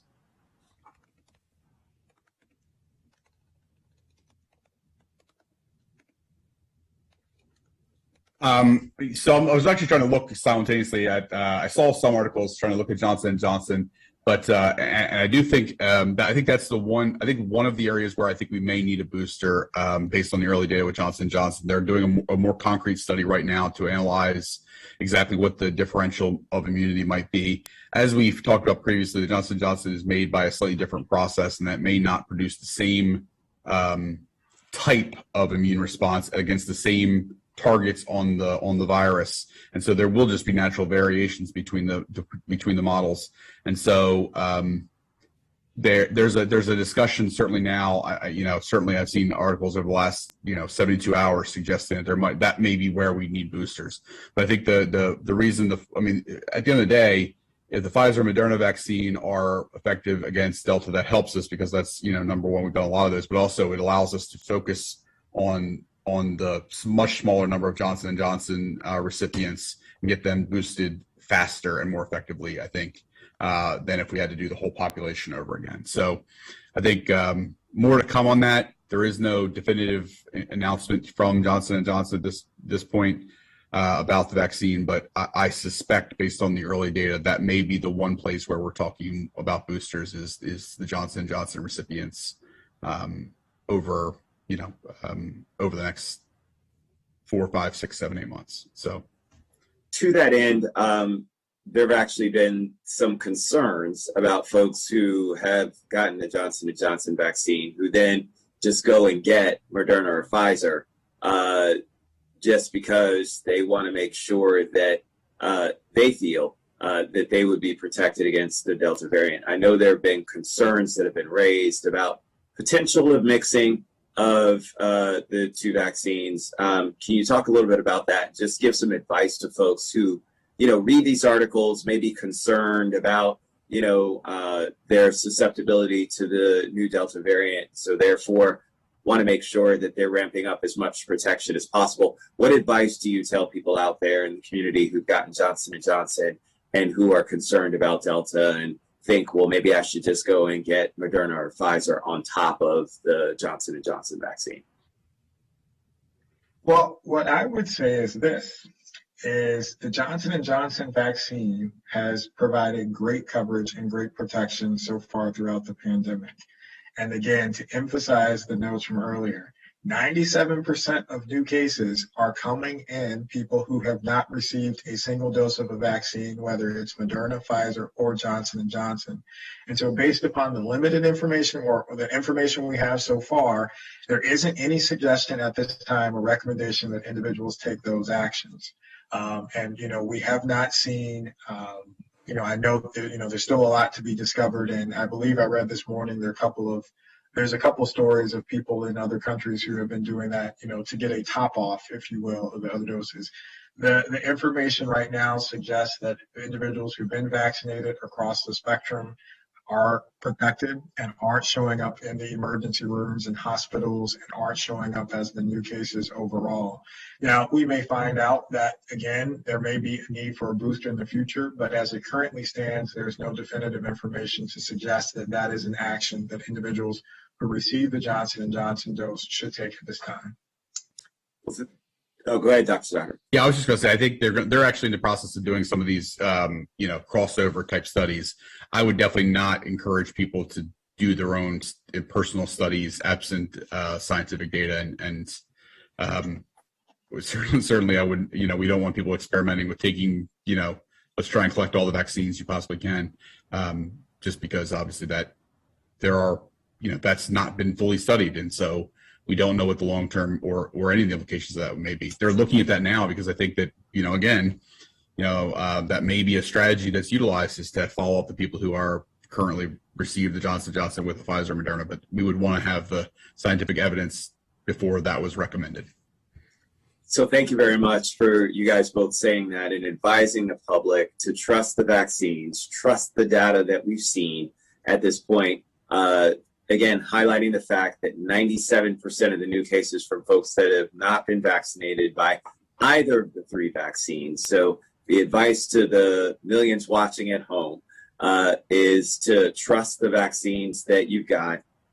We've seen great numbers that have come out of it. And for those who have not been vaccinated, please get vaccinated, because look at the efficacy rates that we've seen right here in this county that show that you are protected. So that's what I'm reading. That's what I'm hearing from you, and really think that it's promising for us as we continue to try and get even more of our residents vaccinated. Thank you so much to both of you, and thank you, Mr. President.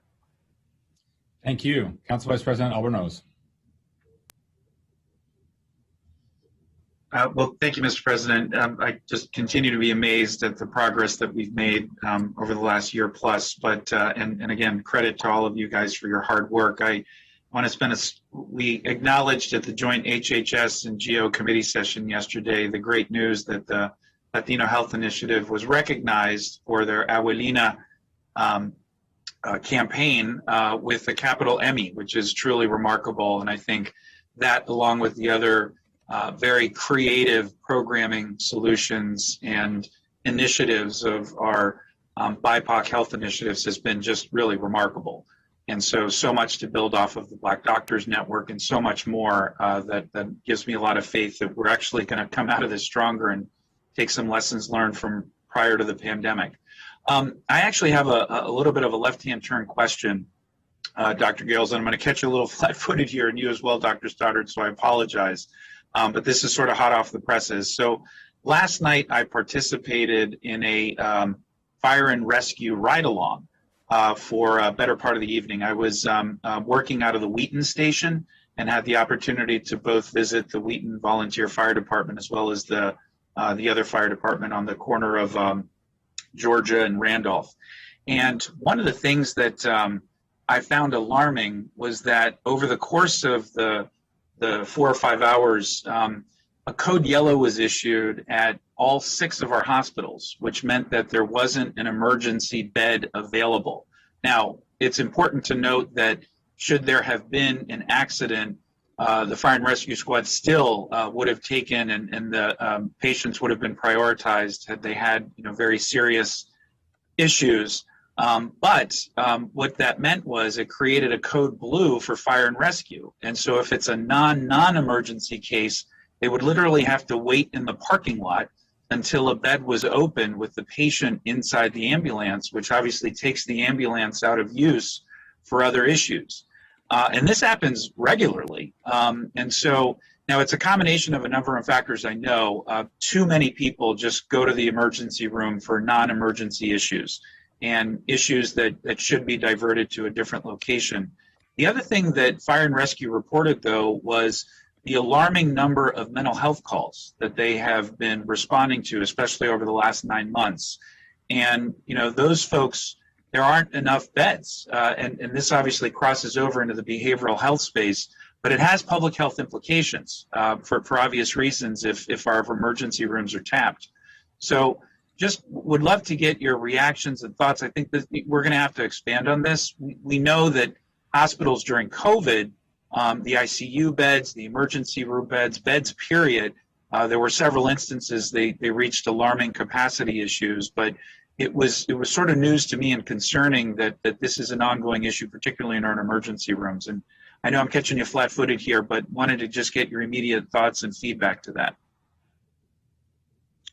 Well, thank you, Councilmember Albornoz, for your question. And so slightly flat-footed, but not so much in another way. So the flat-footed part is certainly, without knowing the specific details of yesterday's numbers, surveillance numbers, I couldn't comment in terms of further causes about what may have led to the code yellow. What I can say is, looking at our surveillance data over the last several days, hospitals have not been overburdened with COVID-related illnesses and those types of things. And as Dr. Bridges mentioned, in fact, the census is extremely low as it relates to those issues. And it could be a combination of a couple of factors. As I've mentioned, there's other things that are happening and people are getting out and, they're more active. There's broken bones, those kinds of things, and people are showing up in the emergency room. But I would be hesitant without being able to go through and look specifically at the data to be able to comment further. Now, on the other side, you mentioned something that was a reality before COVID and will become even more so a reality in the future, is that people frequently utilize the emergency room space for behavioral health care because there is such a shortage of care in other places, both from an outpatient and an inpatient reality. Now, as it relates to the inpatient side, unfortunately, many hospitals don't have beds available to provide inpatient psych or behavioral health services. We know that this is an extreme issue as it relates to pediatric behavioral health issues, as there's a huge shortage of pediatric-related behavioral health beds across the state. And so, unfortunately, oftentimes, whether it's a child or an adult, is that hospitals have to keep or utilize emergency room space to house that patient until they're able to link them to some type of inpatient bed. That type of stay and utilization of that emergency room bed can average from a few hours to multiple days. And so what you're mentioning speaks of a larger crisis that is in our behavioral health system, not just here locally, but also from a region and a state perspective, that is indicative of a lack of access to primary care behavioral health services, a lack of access to inpatient psych services, both in terms of beds available as well as providers to be able to staff them. And then the third component is lack of access to meaningful outpatient services. And so I think, I certainly look forward to a further conversation and being able to get our colleagues from behavioral health and crisis services engaged in that. But I do think it's going to take on added significance as I do think mental health will continue to be a significant post-COVID issue that's going to require some creativity to be able to address those gaps in services that I just mentioned. I'd like to add a little bit too.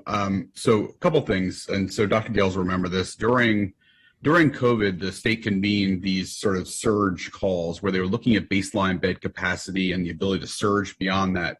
I think one of the big things, and they did them like jointly with several different regions. I think one of the big things that I took away from that meeting is our bed capacity in our region of the state is below really what it should be, and is really below the capacity, not in total capacity, but in terms of population compared capacity to several other regions around the state of Maryland. So and it's even worse, I think, in the case of mental health beds. And so I think what we're seeing is this is an underlying condition that in Montgomery County that is being exacerbated. I'm actually looking at we get a syndromic surveillance report. It's Essence is the chief complaint system that we get where, chief complaints coming into the ED are reported up to the state, and they collate the rates of various things, and they show us the data across each region. We're in region 5 in the state of Maryland. And our rates are actually lower than most places across the state. But when you take a rate-based stat against a very high population, the numbers increase. And so I think, this is an issue that we need to have a lot more conversations about, as Dr. Gale said. I think there is a bed deficit, both in terms of acute care and other frontline beds in Montgomery County. I also think there's a even bigger deficit across the entire state of Maryland in mental health capacity.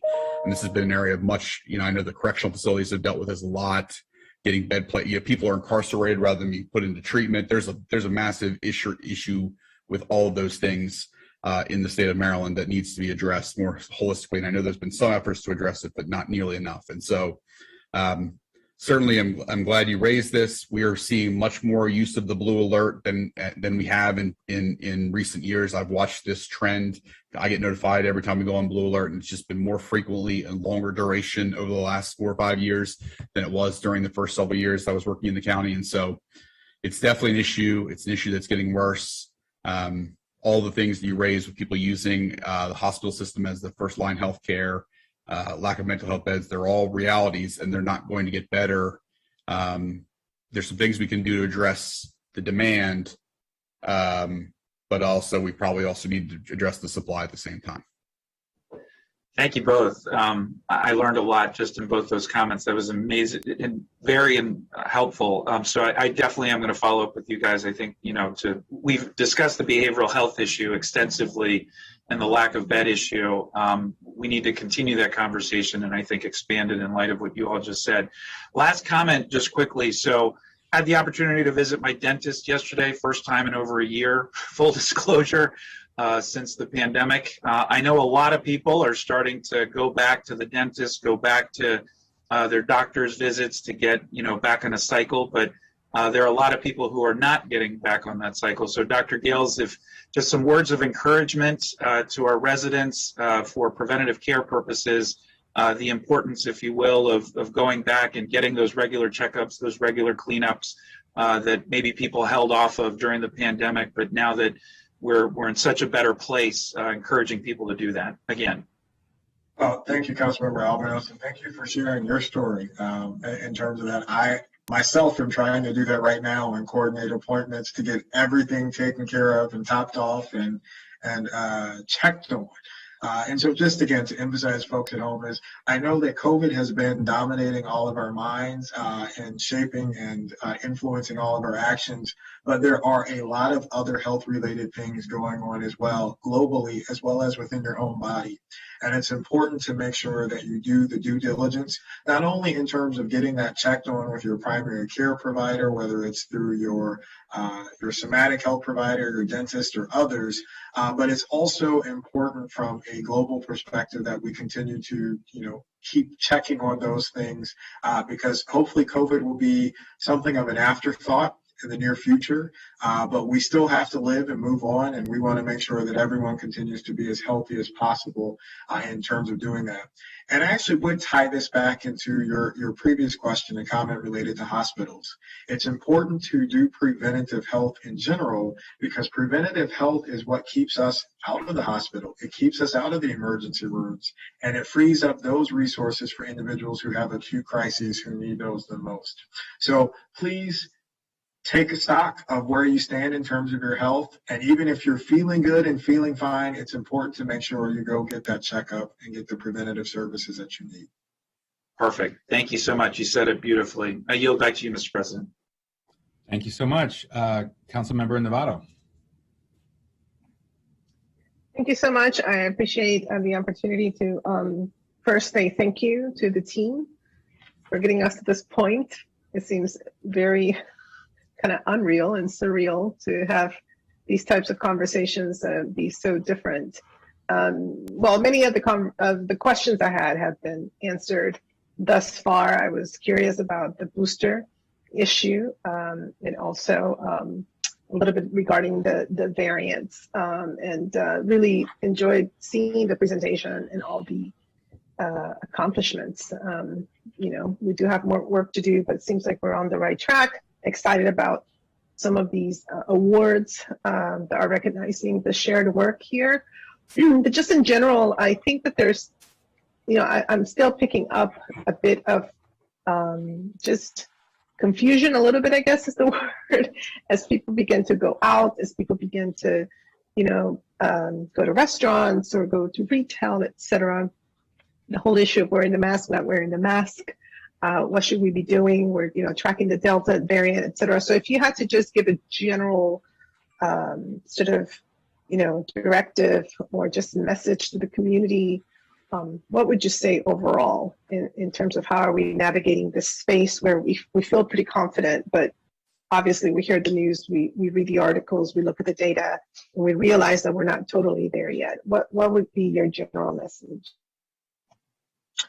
Thank you, Councilmember Navarro, for your question. I think there are a couple of tenets to that. The first one, if you're not vaccinated, get vaccinated. I think that's the most important thing out there.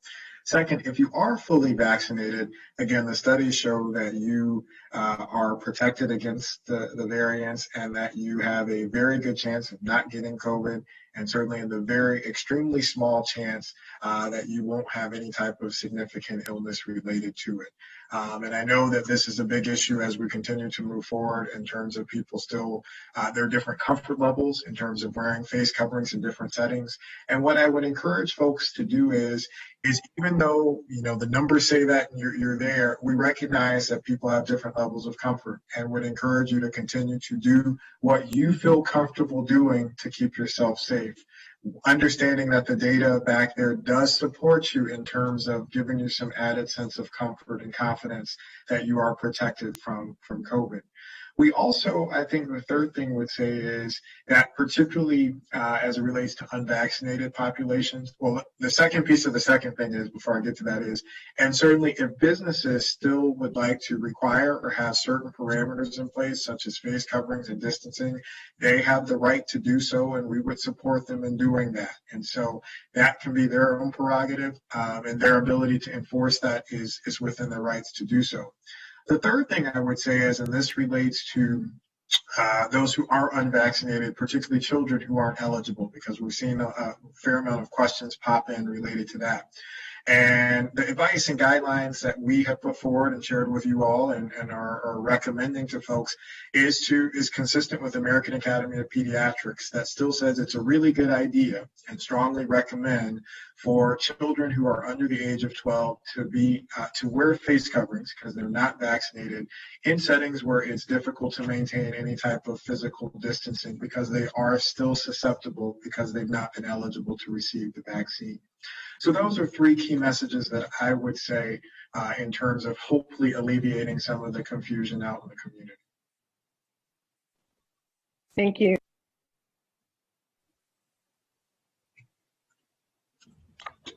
Thank you. Councilmember Reamer. Thanks so much. Just a brief observation on the news about that we may not need to have booster shots. That is incredibly good news for global distribution of vaccinations. I am sure there's probably hundreds of millions of doses that will be available sooner than would otherwise be available if,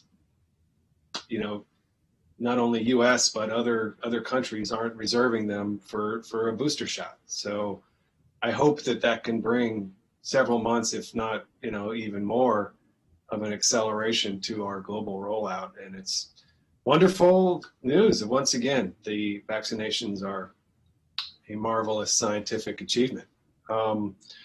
Wanted to ask Dr. Gales, I couldn't write fast enough when you were reciting some of the statistics you provided us. Thank you for the last 200 plus cases you had compiled. If you could share the demographic breakdown again, please, I would appreciate that. Sure. I'd be happy to just email you all the folder with all the information, and then you can take a look at it and how it breaks down by we've got it by race and ethnicity, by age, and then also by zip code. Sure, that'd be great. If you don't mind repeating it now, I just wanted to tweet it out, to be honest, and if you don't mind saying it, I'll be able to get it down. But generally speaking,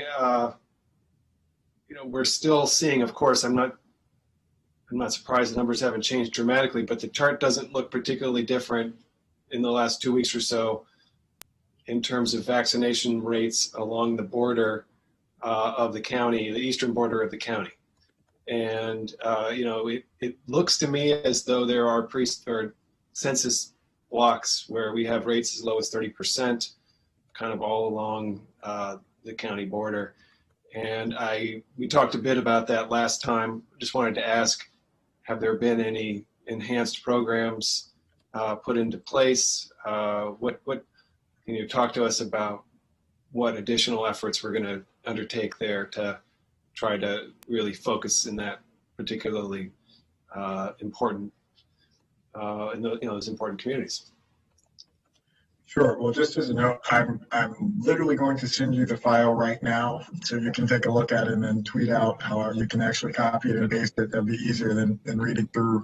But in terms of, and again, others may be able to contribute to this piece. In terms of, as you mentioned, particularly locations along the border that we share with Prince George's County that you referenced, there have been a couple of efforts. I know the state has been doing a couple of clinics targeted focused within that area, the Langley Park area and Tacoma Park area. And we are looking to try to partner with our colleagues in Prince George's County to also increase the number of opportunities within that space. And additionally, I know that at least I believe CASA was also doing some additional clinics within that area as well last week. And so that, again, highlights multiple areas where we're hitting it from the state and federal level in terms of positioning those FEMA-type opportunities and mobile units within that area, as well as some of the other spaces where we see lower levels of uptake. We also are continuing to utilize and leverage our community partners and our MHIPs within the county to do outreach, encourage folks to get there, as well as help facilitate getting there and having opportunities. And then the third level is, again, looking at some other potential partnerships across counties, actually, and across the region to be able to stand up some opportunities.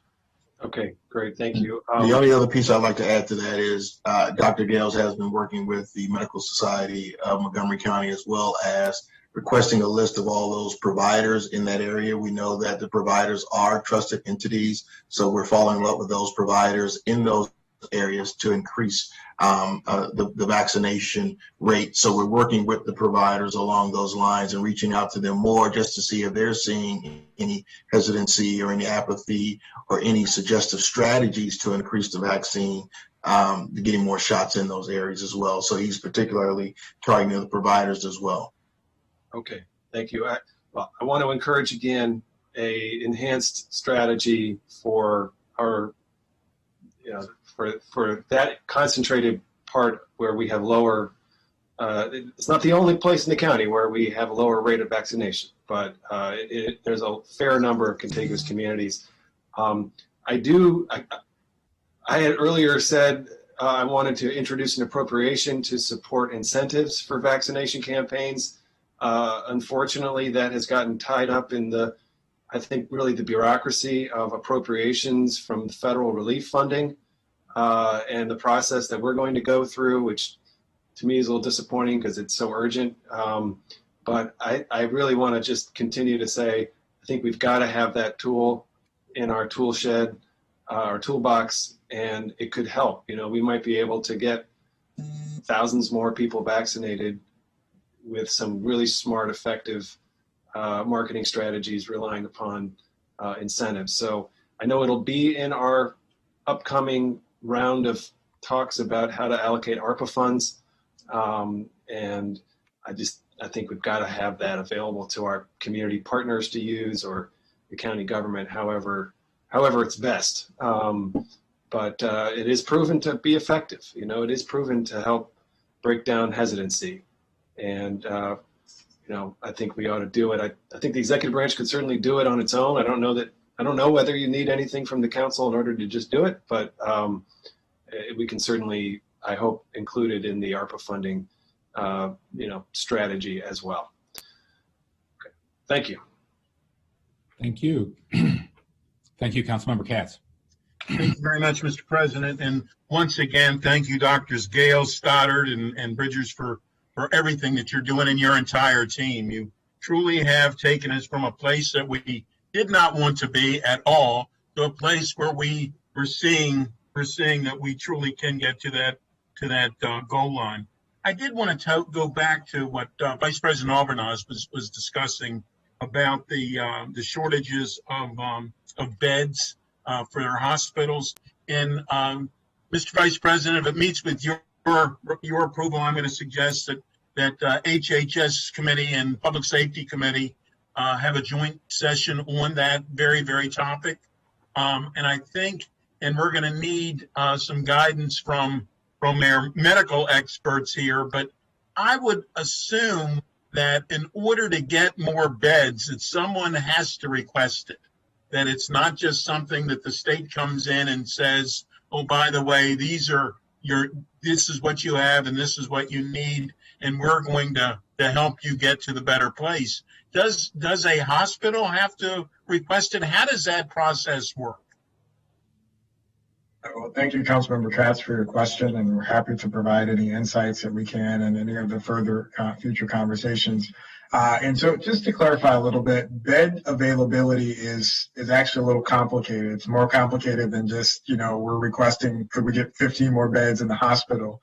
It's tied into a lot of different things. In particular, it's tied to workforce and the level of specialty staff that are available to be able to provide those services. As you may well know, that there is a shortage of behavioral health specialists across the board, both psychologists as well as psychiatrists, to be able to administer that care. So that also is a rate limiting step, if you will, in terms of the bed availability. So the state actually does, and the state does provide the insights in terms of licensing and certification of all of the staff. And of the resources that would be needed in terms of being able to staff and increase those beds within the respective spaces. And also, in terms of specialty care, for example, a lot of hospitals may actually have the physical beds there, but again, not the certified licensed staff to be able to provide that level of services and kind of the complicated nature of those services that are required. So are you, if I could understand what you were just saying, are you saying that it could be a possibility, not that it was, but that it could be a possibility that there was an actual bed, a physical bed available, but no one to have the personnel to help the person in that bed, and therefore that's one of the reasons it went to code yellow? Well, again, I would be I know you don't know hesitant for to sure. yeah, that's right. But in general, the lack of even if there's a physical bed available, as we learned through COVID, if the staff is not available, the specific staff that's trained and certified to provide that care, then that bed is not able to be used for that particular purpose. I got you. I think this is incredibly. I think a joint session will be very helpful. This is like, it may have been that they didn't have enough staff scheduled as well. Like there's a whole range of possibilities here, probably 10 to 15 variables that you'd have to think about in assessing what the actual deficit is. I just know that from what we've talked about, when you talk, each hospital is licensed for a certain number of beds for sure. There is a number that they're approved to have. Not all hospitals, in fact, most hospitals do not operate at that maximal number with great regularity because of things that Dr. Gales has alluded to and others. But even if you look at that maximal number, the ratio of that maximal number to our resident population is smaller than it is in other parts of the state. And so while our total number may be comparable, we've got much more population. And so this is a very complicated issue and one that we probably should take I certainly encourage you all to take a fair bit of time looking at it, because I do think there are some gaps here that we can help address at the county level. But I would not want to besmirch the hospitals for saying that they're intentionally understaffing or besmirch. It's a complicated system, and as Dr. Gale said, in this specific instance, it may be different than some other specific instance. You'd have to just understand what all of the variables are at any given time to understand exactly what the situation is. Thank you. And I know that Dr. Crowell has talked about this as well. This is not a new topic, but if you could help us for that joint committee meeting, and we'll certainly meet with Dr. Crowell as well, that if you could help us tell us who should be at the meeting so that we can have a fruitful discussion to get ourselves to a better place. And from the sound of what Dr. Stoddard just had to say, we might need more than one meeting to get us to that place. But I do believe if we don't start the dialogue, then we're not doing the right thing. So thank you, Vice President, for bringing it up. And thank you all, because we will need that meeting. Thank you, Mr. President. I yield back to you. Thank you, sir. Councilmember Jawanda. Thank you, Mr. President. Good to see you all again. Dr. Gales, good to see you this weekend. Thank you for the work of your great staff at the Pride in the Plaza. It was a great event, and your whole team did a great job. I got my HIV test and did that, and thank you for providing that. Wanted to ask about the Delta variant. You might have said this at the beginning, but I might have not heard it correctly. Do we know the percentage of our positivity in relation to the Delta variant? I know they track that in some places. Do we have any sense of how much of the people who are contracting it, even though the numbers are much lower and we're happy about that, are the Delta variant? Thank you, Councilmember Jawanda, for your question, and thank you for participating on Sunday and coming out to the event. So the short answer is we don't have a definitive answer about the percentages because, again, not every sample is getting sequenced, and so everything's an approximation. What I can say is it still remains a small number of cases being reported as the Delta variant, as the state will send the local jurisdiction whenever a case is sequenced by the state and it's found to be a variant, they will send a note to say, hey, we sequenced this in the last week and 4 cases came back and they're A, B, and C variants. And just anecdotally, from a qualitative standpoint and reviewing those emails that I can think of in the last week that I've received, it's an extremely small number of Delta variants that are coming. The majority continue to be the UK variant. In fact, I received an email this morning that in the last week, the state sequenced 4 samples from the county that came back all UK variant. But I would say it's been a while since I've received one to say that, these reported as the Delta variant that's there. And the state right now, again, continues to be, at least in Maryland that I'm aware of, the primary and only site that is doing the sequencing for that, and would have the more exhaustive list about how the Delta variant shakes out across the state. But as it relates to Montgomery County, of those that have been sampled, again, the overwhelming majority continue to be the UK variant. Got it. I was reading, I think yesterday, so that the 1 in 5 of the cases in the U.S. is now the Delta variant, right? And so, we know that people are traveling. At the same time, you have 2/3 or more of people saying, I'm open to traveling and going out for the summer and doing things. So we know that's happening. People are intermixing. And we see what's happening in the UK, where we have traditionally kind of lagged behind them in what they're seeing, and they've seen a resurgence in cases and have implemented some protocols. And I think I even saw that in LA County, they reinstated the mask mandate for vaccinated and unvaccinated people because of a rise in cases there. So I say all that to say, not to sound ominous, but just to say that and get your reaction to it is, Councilmember Navarro brought this up, like this kind of, and I've dealt with it, like, I'm vaccinated, do I put the mask on when I go inside? I still am doing it when I go in places where I don't know who's going to be there and I don't know people's status. I think that's, for me, that feels right. But from a medical perspective, with all that happening, are we concerned that what's the guidance to residents, with understanding that we don't know the status of everybody, and what would be your best guidance to residents, understanding that kind of backdrop? Well, I don't think it is alarmist. I think it's just reality, and hopefully we've been very, clear and transparent about, the status of the variants. It's like we continue to monitor and look at the number of cases that are happening, the presence of the variants. We continue to look at those other community transmission metrics that we've looked at throughout the pandemic in terms of our hospitalization numbers and, our test positivity to get a sense of where we stand. So we're not spiking the football and not out of the woods because we continue to watch. Now, the thing that is a little bit different this time compared to, as you referenced, we've kind of lagged behind Europe and some other instances in the past, is that fortunately, this time we've got a larger percentage of our folks vaccinated to have some extra protection. And again, to emphasize, the data so far suggests that, particularly it's been out for the mRNA vaccines, Moderna and Pfizer, to be effective against the Delta variant. Now, obviously, we're going to continue to monitor to see if any other types of variants pop up and give, cause for additional concern. But what I would say is this is continue to, we strongly encourage folks who are not vaccinated to get vaccinated. Quite frankly, those who are not vaccinated should be wearing face coverings to potentially, mitigate transmission from person to person. And if you are a fully vaccinated person, again, it's within your right to be able to think through, when you wear that face covering. Again, in your situation, your comfort level is when you don't know people, know their status, or you're in a mixed space, you're continuing to wear that face covering.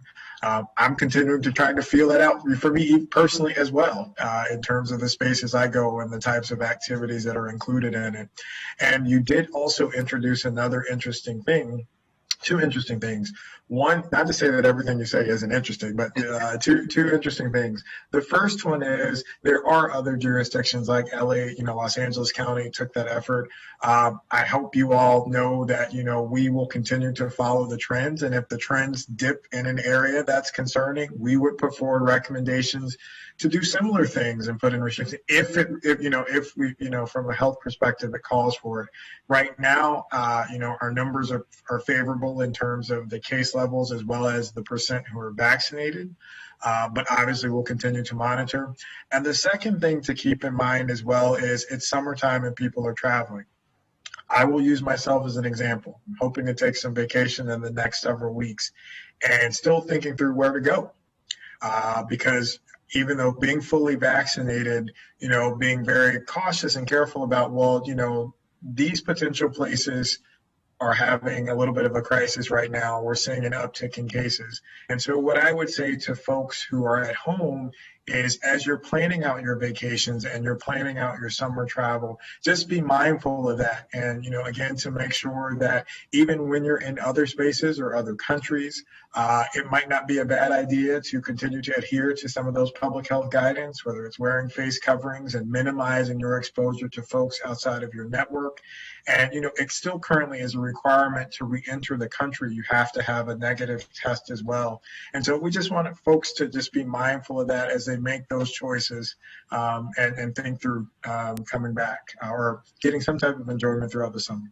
I appreciate that. And then just lastly and quickly, the deep red areas that we've talked about many times, and Councilman Reamer mentioned this as well, and the eastern border, and then we have some going up county.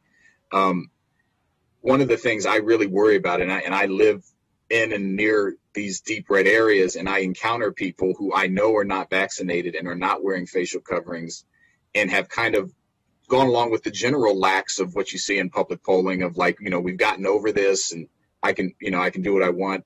And there may be some hesitancy there too. So I appreciated you addressing some of the myths that I continue to hear repeated, about the vaccine. I am worried that with the conversation we just had, that when you have confined deep areas of concentrated people who aren't vaccinated, that we could have these kind of mini breakout spreads if the variant takes hold in one of those communities. And I know you're concerned about that too, but so whatever we can do to ramp up, the messaging side, the mobile units, I'm happy to participate. I really am concerned about that. Actually, the farther we get along, the more of our general population that gets vaccinated, the more people get lax and don't get back. It has a reverse effect almost, I'm seeing. And I'm really, really concerned about it. So as I know all of us are. So just please keep us posted about what we can do. I agree that incentives, we need to have everything that we can do to encourage those folks. I had a conversation yesterday with two young African-American folks in the Briggs Cheney area. One of them was an expectant mother. Neither had been vaccinated and had no plans to be vaccinated. And I talked to them from a distance with a mask for about 10 minutes, and I think I made some progress, but it just shows that we have some issues there. And so I know you're trying, but let's do as much as we can and let us know how we can help. Thank you, Mr. President. Thanks, Councilmember Jawando. I'll just bring up the rear here. Let me add my thanks to the chorus of gratitude for everything that you all are doing to get us to this point. Just a couple quick questions. Great to hear about the potential vaccine for children under 12 and the fall rollout. Can you talk any more about the planning for that, including whether you'll work with MCPS and their powerful communication network to get the word out to parents? Yes. I suspect that, thank you, Councilman Rucker, Council President Hucker, for the question. I suspect it will mirror a lot of the efforts that went into getting our 12 to 18-year-olds covered. But we also remain optimistic that by the time that comes around, that there will be also better and more equitable distribution to pediatricians and primary care providers throughout the community to increase the points of entry and points of access for folks to be able to utilize. Unfortunately, this first time around, that process was not very well oiled and very well executed. And so we're hopeful that the next time around that there will be more seamless distribution to that source to be able to support, the larger county efforts and any other efforts that are out there to be able to provide access for those folks. Thank you. And speaking of equitable distribution, I had been asking for disaggregated vaccination rates of 12 to 15 and 12 to 18 year old cohorts. I'm told there's challenges to analyzing those rates. Could you explain where we are with that project at all? Yes, I mean we've responded multiple times with that, and I believe the data folks have shared those concerns. We're happy to revisit that conversation. I know they're working on being able to disaggregate the data. I can't speak for them because I don't run those numbers. I read the reports when they're completed. But happy to circle back and have another conversation and check on the progress with that. Sure. Okay, thank you. And finally, Dr. Gills, thanks for your remarks about the effects of extreme heat and the need to take advantage of cooling opportunities.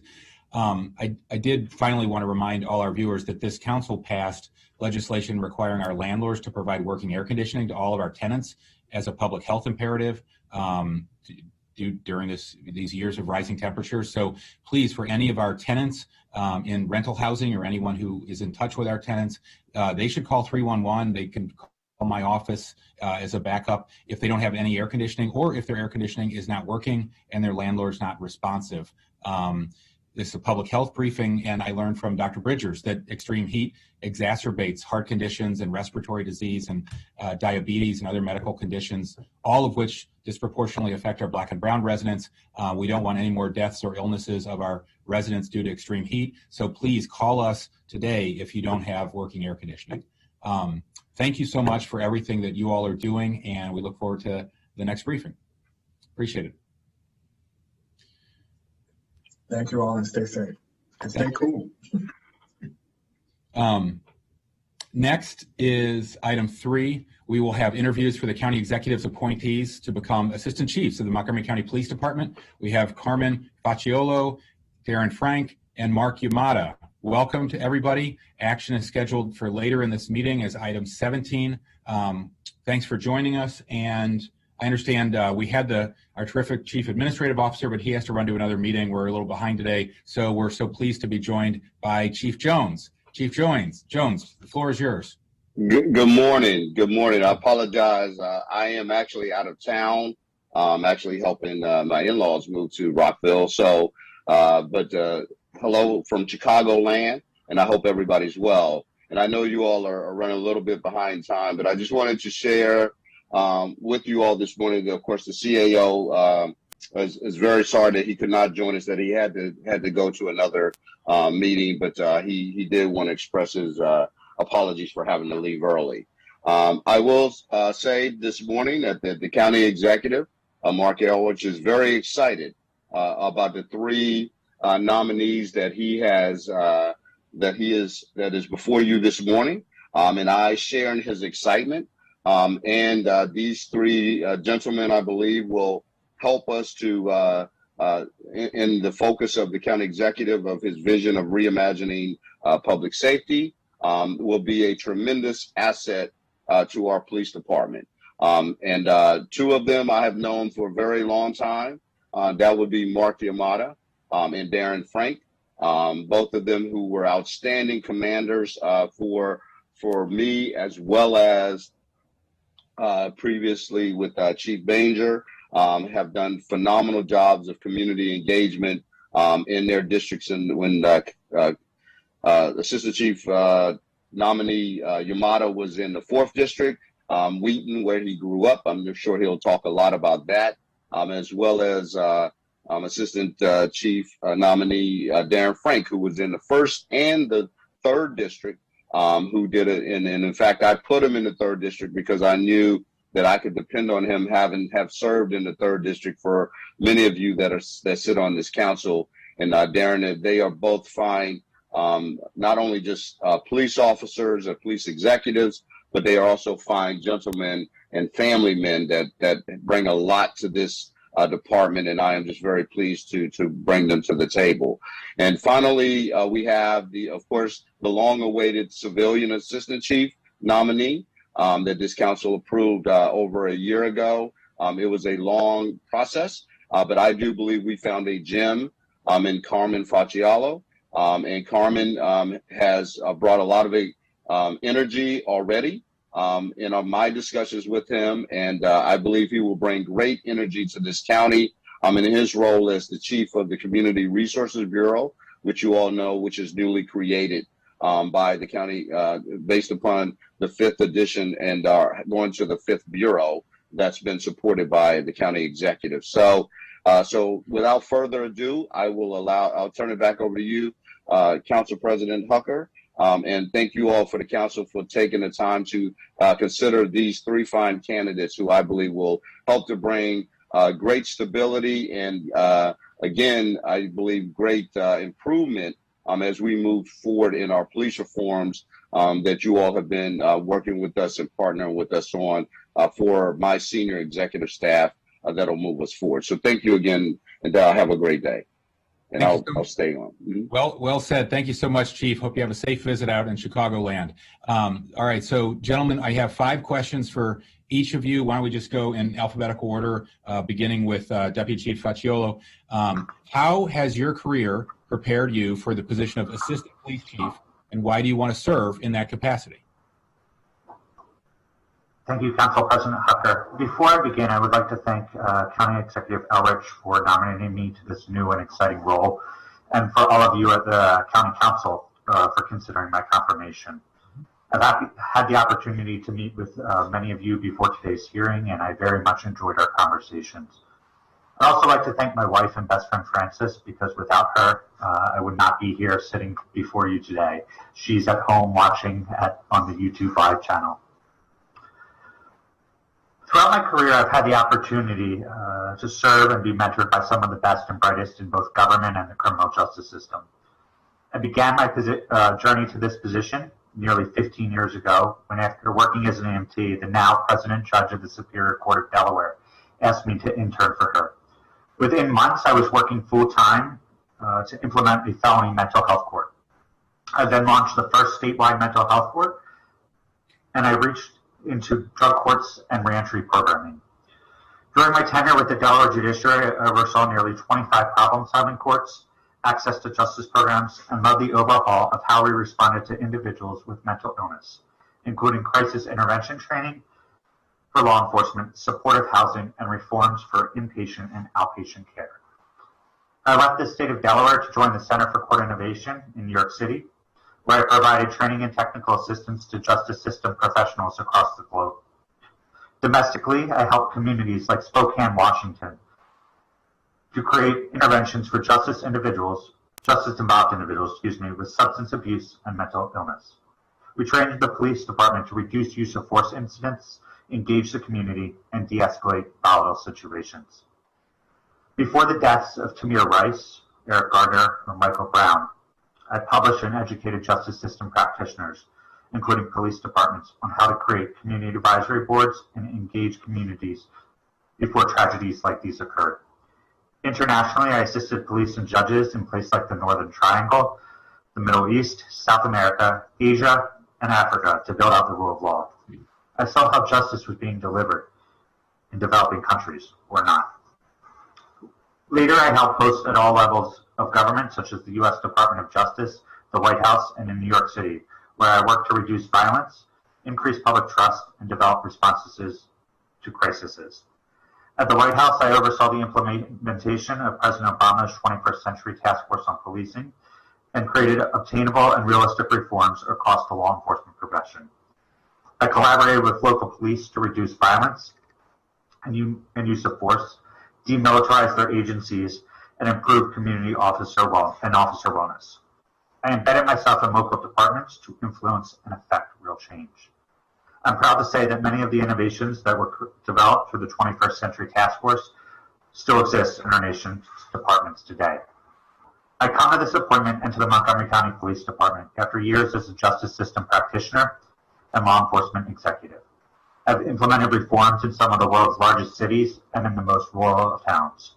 I've created diversion opportunities and restorative justice initiatives, reduced violent crime, and helped take the most prolific offenders off the streets in New York, California, and other global jurisdictions. And I've worked to increase community trust and confidence in the justice system and in government. These outcomes are not mutually exclusive. We have the opportunity in Montgomery County to reimagine public safety and build trust at the same time, and I look forward to helping build these efforts. Thank you. Captain Yamada. I'm sorry, Captain Frank. Council President. That's okay. It's good to see you again, Council President, and all the council members. First, I want to thank Chief Jones and for the county executive for having the confidence in me to put my name forward for this important position. So over the last 25 years of my career, I've had the opportunity to work in every bureau and many different assignments within our department, both as a sworn officer, as a supervisor, and an executive. I've multiplied different experiences at different levels. I've been midnight. I've worked every shift, midnights, day work, evenings, and know everything that comes with that experience. So I've been able to be a major crimes detective. I've been a sergeant at the training academy. As an executive, I've served as a deputy district commander, a patrol executive officer for the Patrol Services Bureau. I was the director of the training academy. I was also the major crimes director during some very important investigations. And most recently, I was the commander of the 1st and the 3rd districts. So with all of those experiences, it's given me a deep understanding of how our organization works internally, and also how our organization works with our county partners and our community. I've been able to see a lot of different things and know how to affect change and get things done within the systems we have here in Montgomery County. And I will say that there's a lot of work to be done, and those experiences are going to help guide me so that we can effectively get the many tasks that are ahead of us completed with excellence. I also have a good understanding of our legal labor relations from working with Lodge 35 and McGeo, and that's a very important part of what we do, and caring for the people that work for us and making sure that the changes we do engage in are done thoughtfully with them, not only to meet their needs, but to meet the community's needs. My family, who some might be watching, I'm not quite sure. Not sure if my daughters can get pulled away from TikTok to watch, but or TikTok. See, I can't even say it right. My family has a long history of public service. My father, my brothers serving in the armed forces. I've served in the Pennsylvania National Guard. But serving our communities is part of what my family enjoys doing. It makes it better for us, and it makes it better for those we live with and surround ourselves with. I think because of the experiences I have, I can affect change here in the Montgomery County Police. And also, in addition to that, I'm very proud of the history. We're about to enter our 100th year of service here. And we do have a long and distinguished history when you look back at some of the things that this department has faced successfully and protected the community. So I want to help to celebrate that and build on it. Often when I teach, I talk about going from good to great. I think we have a very good department. I want it to be great. Assistant chiefs have a role in making that happen. They have a very large role. We lead from the top down.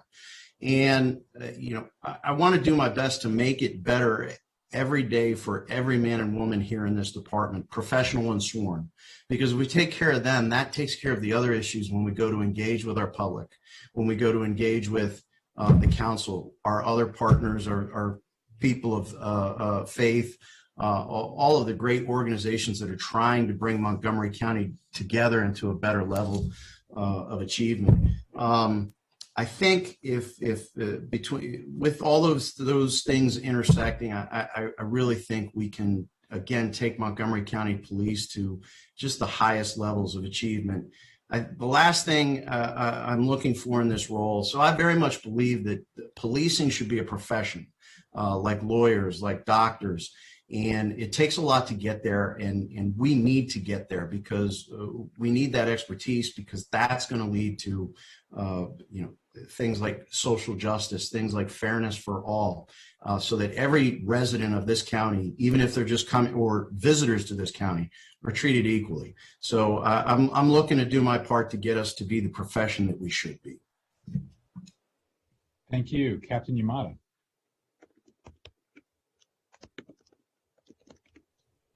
So good afternoon, everyone. First of all, thank you, Council President Hucker, and thanks to Chief Jones and County Executive Mark Elrich for affording me the opportunity to be here today. My entire life has prepared me for this opportunity. I was born and raised here in Wheaton.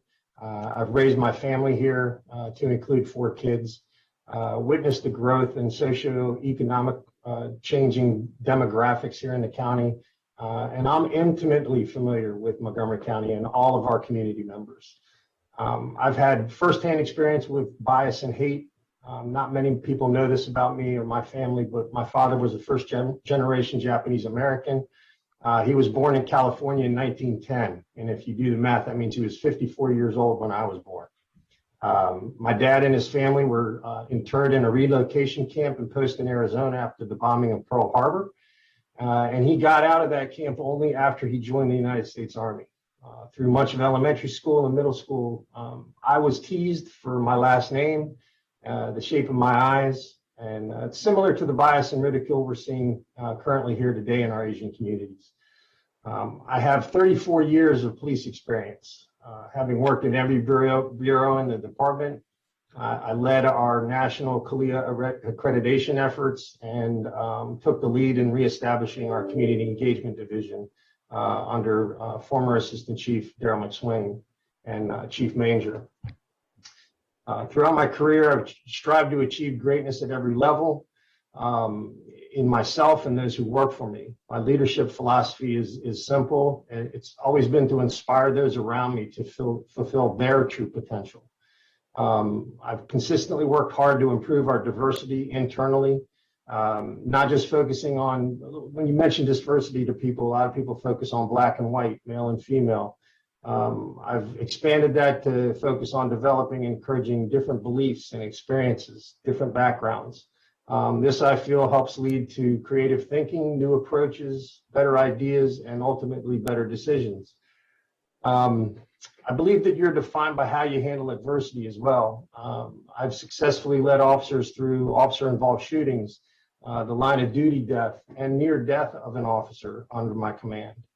Community protests, morale issues, budget constraints, and it goes without saying, the pandemic. As the 4th District Commander, I had oversight of the largest and most demographically diverse of all of our 6 police districts. 4D was also the busiest by call volume and the most populous. Under my leadership, I feel that morale was, we maintained a very high level of morale. Overall crime was down, and we successfully enhanced our partnerships with all of our business and residential communities. My goal has always been to provide our community members with the public safety services that they want and deserve. I'm extremely proud of this department, and I have a true love for this county. In fact, so much so that my oldest son, who expressed an interest in a career in law enforcement while he was in college, is now in his 5th year as a police officer in 3D. I believe that I can successfully lead us through the current challenges we're facing, and I know I can meet or exceed the expectations of the department and the county. I could have retired years ago, and instead, I carry my previous experiences, accepting the challenge to help us improve. I want to continue that and make this a positive relationship, mutually beneficially impacting our department and the county in this role as Assistant Chief. Thank you very much. Many of you touched on this, but the next question for the Deputy Chief is, what do you consider your greatest accomplishments to date, and what do you hope to accomplish if appointed? Thanks, Council President. If I were to name my biggest accomplishment, I would discuss my time at the Bronx District Attorney's Office. When District Attorney Clark was elected in 2016 and when I arrived in early 2017, we faced many challenges. The office was led by the same principal for over 30 years, for nearly 30 years. Technology was non-existent, prosecutors were managing many cases by hand, and the constituents didn't have faith in the agency. But 4 years later, under the leadership of District Attorney Clark, we have made significant progress. For the first time in history, the Bronx instituted pre-arraignment and police-led diversion programs. We rooted out corruption across the borough, reduced barriers to racial equity, and put a dent in violent crime. notably through a collaboration with the New York City Department of Health, the NYPD, and the NYU School of Medicine, and the Center for Court Innovation. We implemented an overdose intervention program that has saved nearly 1,000 lives in just 3 years. Lastly, I chaired the county's task force on the opioid crisis and catalyzed innovations to reduce unnecessary prescribing and increase access to life-saving medicine. If I'm appointed, I will work towards the same in Montgomery County. Under Chief Jones's leadership, in collaboration with the other executives and assistant chiefs and the officers of MCPD, we will address community challenges and simultaneously improve the department's capacity to reimagine public safety and increase public trust and confidence in the justice system. We will rebuild community engagement and community policing programs, and we will reaffirm MCPD's place as a leader in policing. Finally, we will work to attract new talent for both sworn and civilian positions. While these transformations will not happen overnight, I'm confident that we can build the infrastructure and underpin sustainable change. Thank you. Thank you. Captain Frank. So there's a number of experiences that have meant a lot to me in my career. I will tell you every single one of them have involved a team of people accomplishing the very difficult. I've had roles in the DC sniper investigation, ponytail robber investigation, the Villardo homicides more recently, expanding our in-car video program, the conclusion of the Lion Sisters investigation, and very important to me, conducting 6 line-of-duty death funerals for law enforcement heroes. 3 more specific accomplishments that I've reflected on included as a young detective disrupting a bounty hunter ring that was targeting the Latino community due to their immigration status, adopting and implementing the first advanced leadership training for our department, and developing an emergency model policy for taser use for Montgomery County after Taser made some changes to their policies. We ended up doing a department-wide retraining on that. If appointed as the Management Services Bureau Chief, I will keep working on the lists. I've got one right up here, and I've got a couple more on my desk here. The list of things that occupy my thoughts about the organization. Some of the big items include finally making our department paperless. We've been talking about that for many years. Expanding the deployment of tasers. Building our next records management system, which is in process, continuing the difficult work of consolidating our emergency communications center, and also doing a full review of our academy and all of the training we're doing there. And that kind of goes in line with something I'll talk about later about reimagining policing, the implementation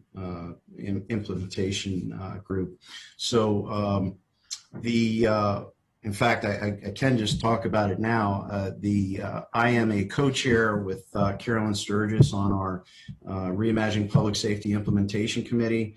I'm honored to be working with her and chosen by Chief Jones for that.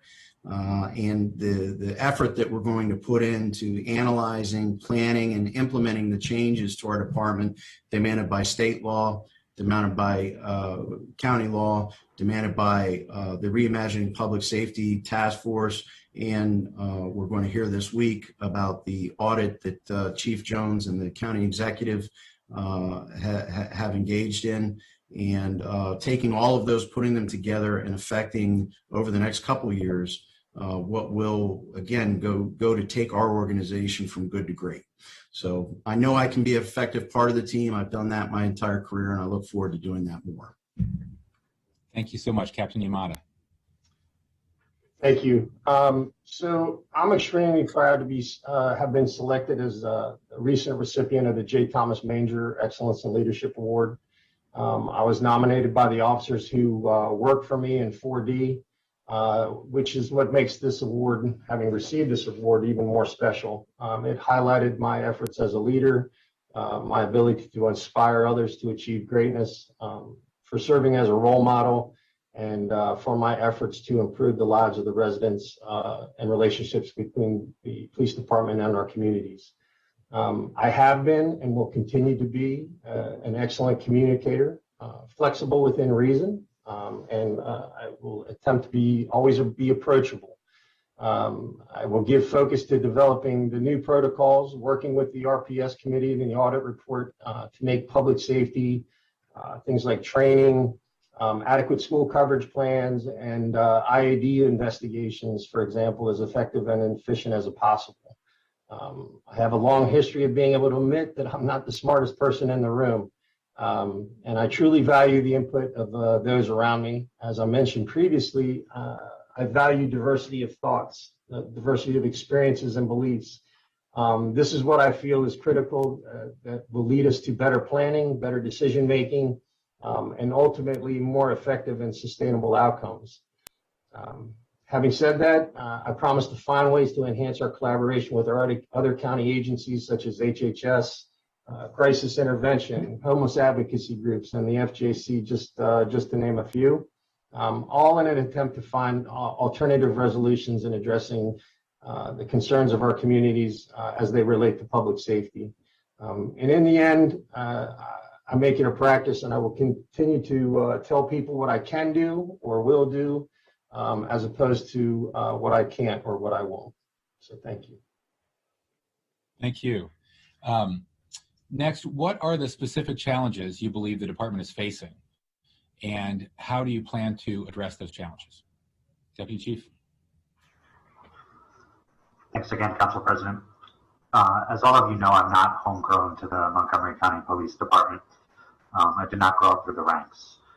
I'm continuing to understand the challenges that the department faces, and if confirmed, I will hit the ground running to review how the agency operates, including a review of departmental practices and policies and procedures.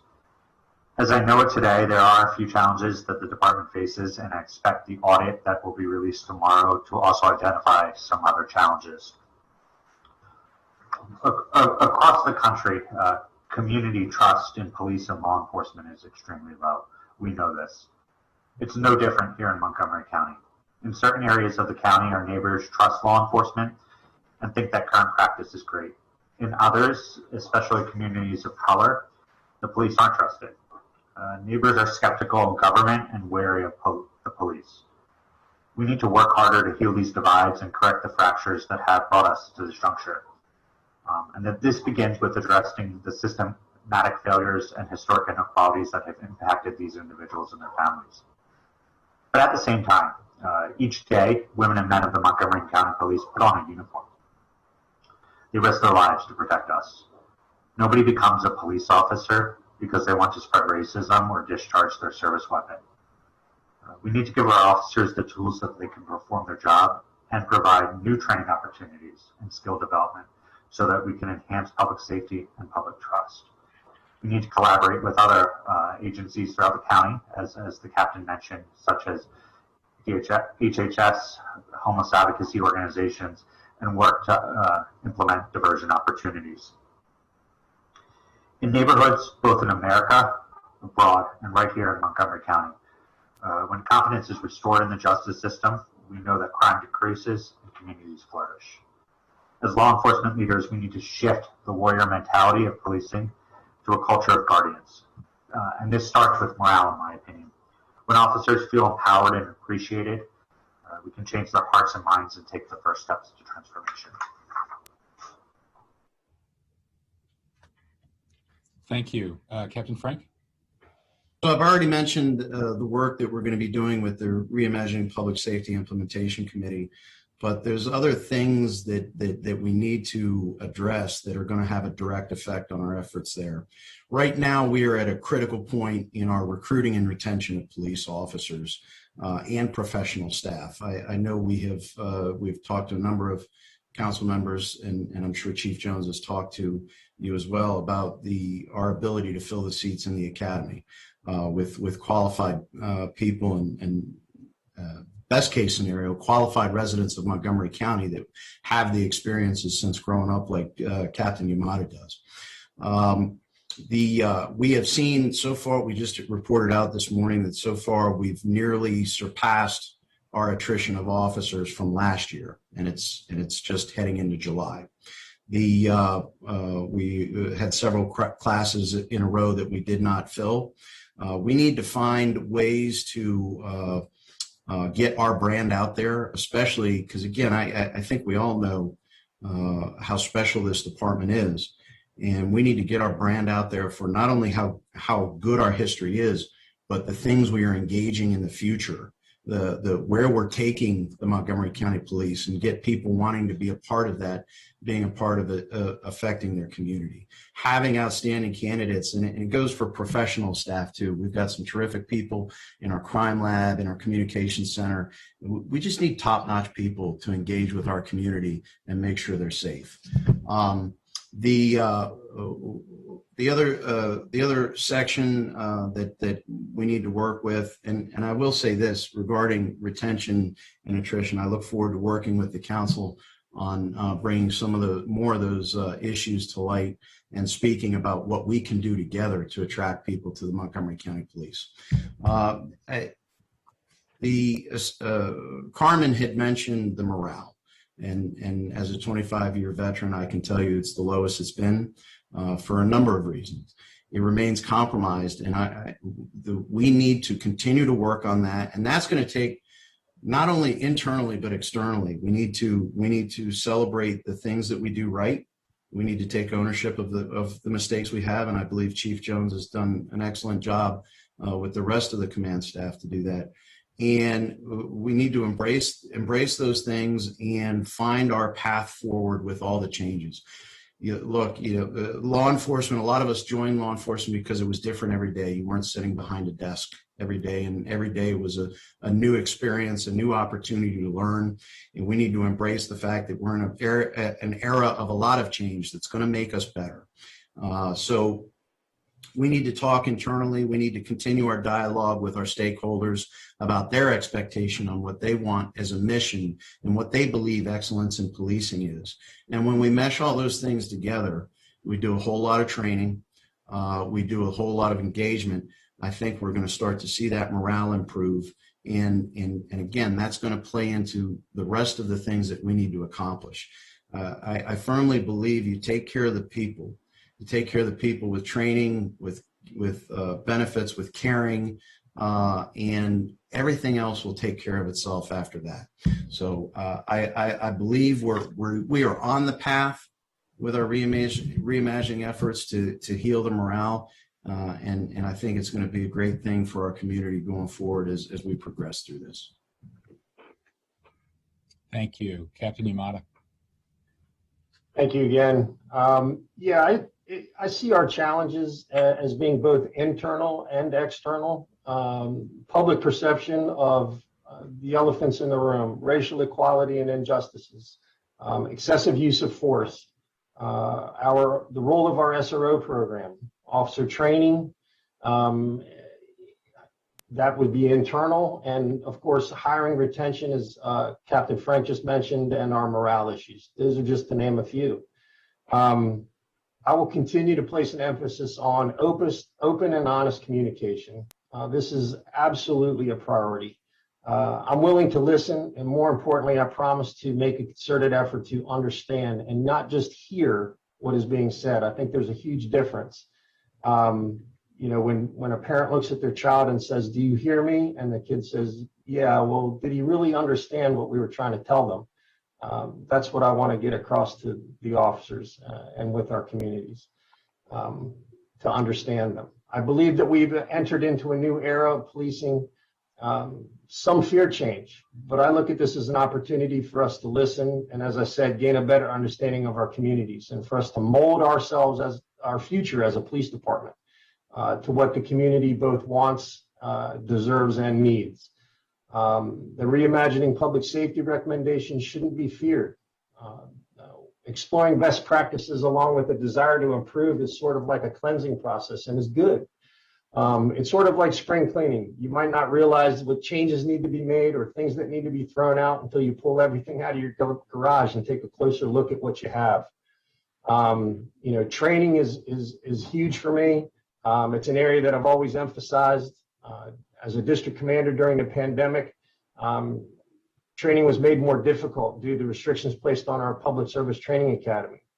I implemented and encouraged scenario-based training to continue at the shift level and focused on things like de-escalation, multiple officer arrests, handcuffing techniques, non-compliant individuals. And the most important things to me were communication and customer service. Your initial contact with somebody goes a long way.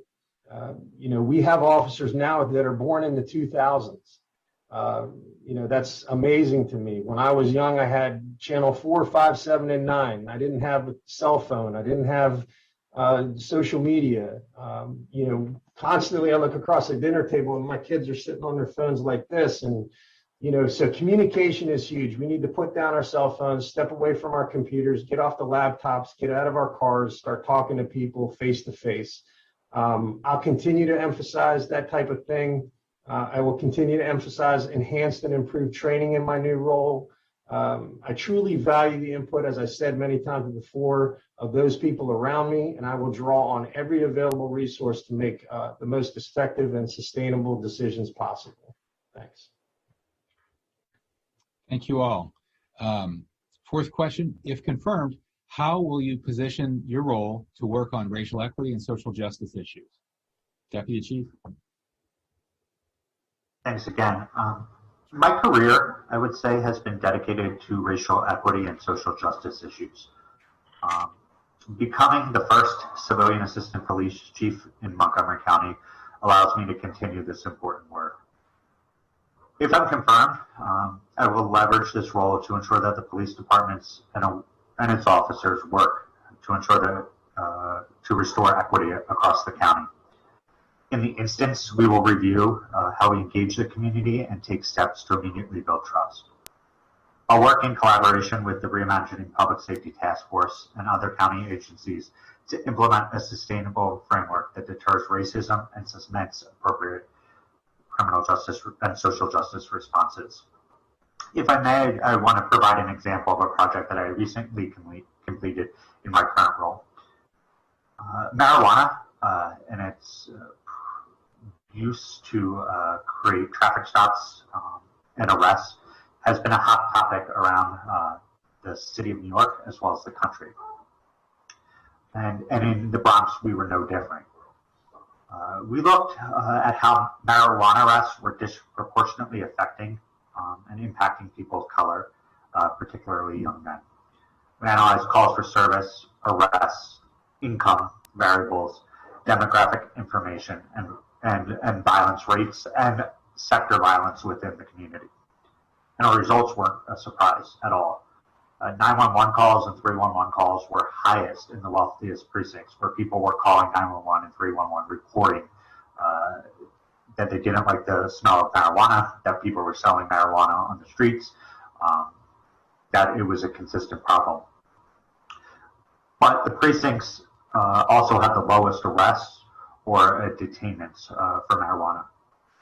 Conversely, in the impoverished communities, in the precincts which were not as wealthy, where they were also considerably most violent, arrests were significantly higher.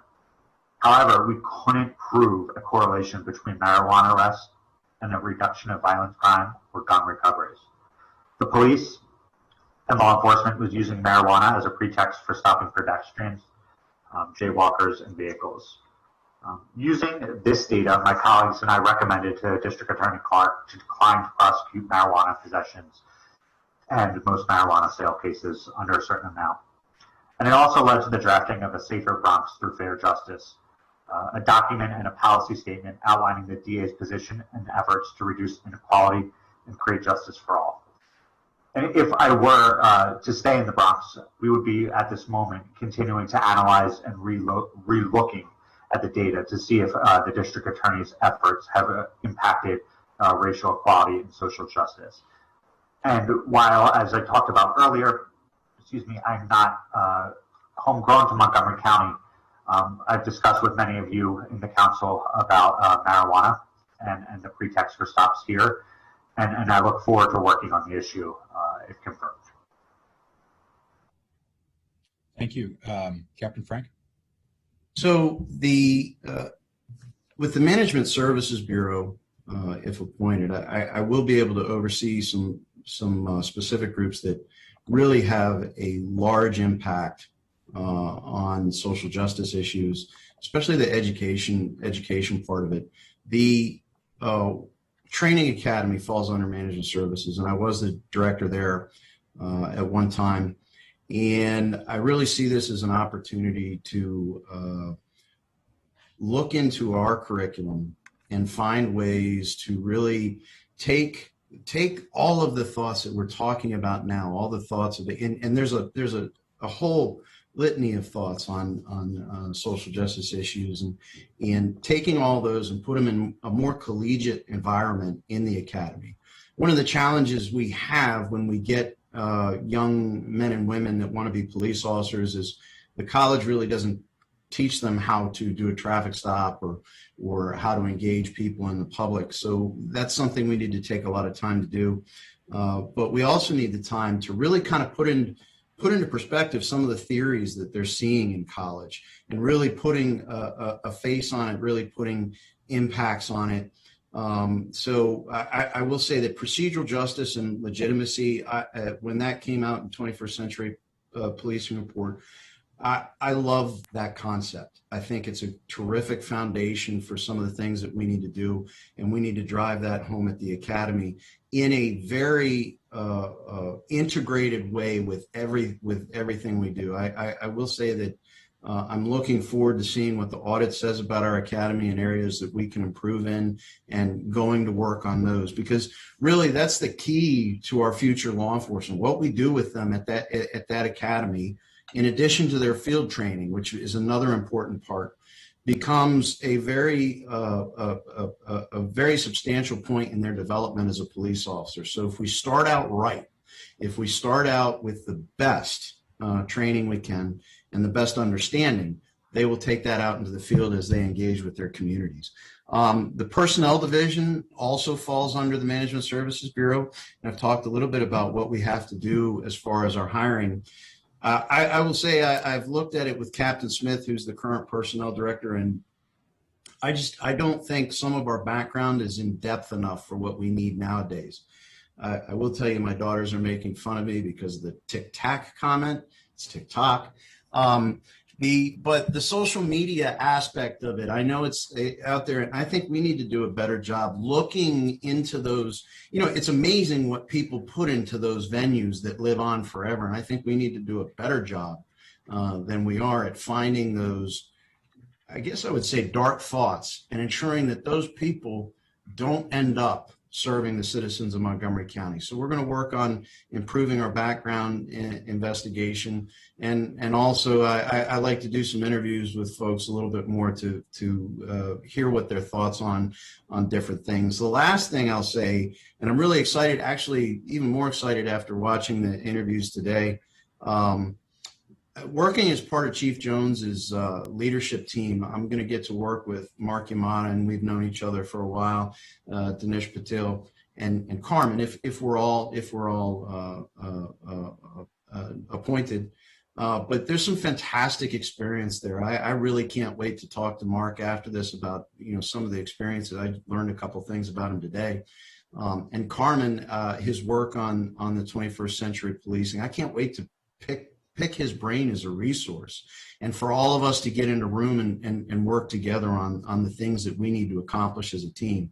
So I really, well, you guys might not be as excited as I am, but I'm looking forward to working with these professionals and seeing where we can take this organization. I think in addition to working with council, in addition to working with the CE, I think there's a ton of resources out there for us to really figure out where we're going and putting Montgomery County Police, again, next year, 100th anniversary, putting us in really a great place.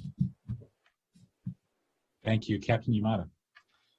Yeah, so first let me just say thanks again, Council President Hucker, but as an individual with a last name that begins with Y, when you go by alphabetical order, I always run the risk of having the others go before me and steal my thunder, but I'll do my best here with this one.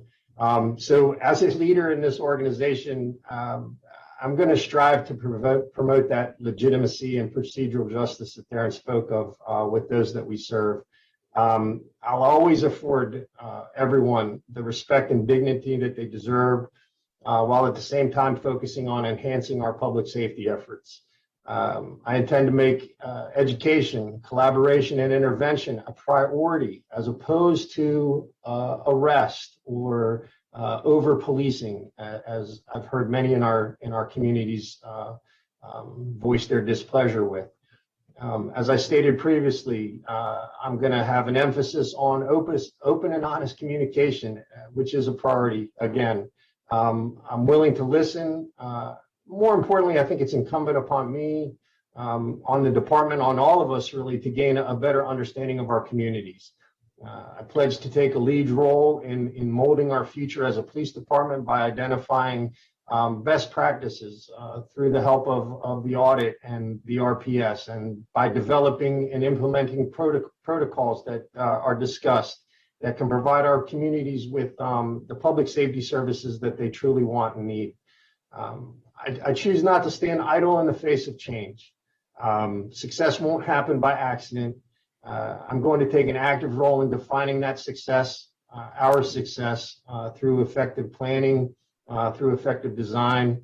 And I'm going to, in order to do that, we need to take into account the many perspectives. You have the chief of police. How does he view success? The county executive, how does Mr. Elrich view our success? The county council, how do you all view our success? And in fact, each individual council member, I would believe, has a different take on what our successes will be or how they will be defined. And most importantly, the perspective of the communities that we serve. If we can do all that, that's my goal, at least, and how we're going to accomplish moving forward, into the coming years. And as Darren said, I truly, I'm very excited about this opportunity. And, I've made my career by surrounding myself with really good people. Chief Jones and the county executive in this case have done that for me by selecting my peers here for this same role. And I look forward to working with them to, like I say, accomplishing what I think will be a very successful 2021. Thank you, Captain. Thank you all for all your thoughtful answers. Last is, are there any current or potential conflicts of interest of which we should be aware? Deputy Chief? So this is an easy one for me. I don't currently have any conflicts, and I don't foresee any conflicts from occurring. Thank you. Thank you. Captain Frank? I will echo that. No conflicts now, and I don't foresee any going forward. Thank you. And Captain Yamada? No, none for me. Okay. Asked and answered. Let me call on the chair of the powerful Public Safety Committee, Chairman Katz. Thank you very much, Mr. President. Thank you, Chief Jones. I think your in-laws are making a very wise choice to move to the 3rd District of Montgomery County, and we don't want to take you away from helping them move. So I really don't have any additional questions other than a thank you for the 3 gentlemen who are being interviewed today. First off, let me thank you for your answers. I've had the true pleasure of knowing Captain Frank and Yamato for several years, and have seen them in a variety of meetings and a variety of forms. And I did have a very nice meeting with Captain, I guess, Fanciello. And over time, perhaps you can explain to me how I'm saying your name incorrectly. I have a feeling we'll have many more opportunities to do that. But, I don't have to tell anyone on this call how difficult policing has always been. And it's certainly not any easier. Of anything, it is even harder today. And we talk about morale, and we talk about all of the things that are so very necessary that affect not only the police department, but affect each and every one of their neighborhoods and of the public itself. So I know that each of you is going to be bringing your abilities, your skills to add to what Montgomery County has already had. We're far from perfect. We're never going to be perfect, but we were far from perfect. But we were a very, very good police department and continue to be. And we thank all who have served prior and who continue to serve in the role of a really a call to service that means so very, very much. I mean, to keep a community safe, you cannot ask for anything more of anyone to do that. To risk their lives for people that they've never met. So with that, Mr.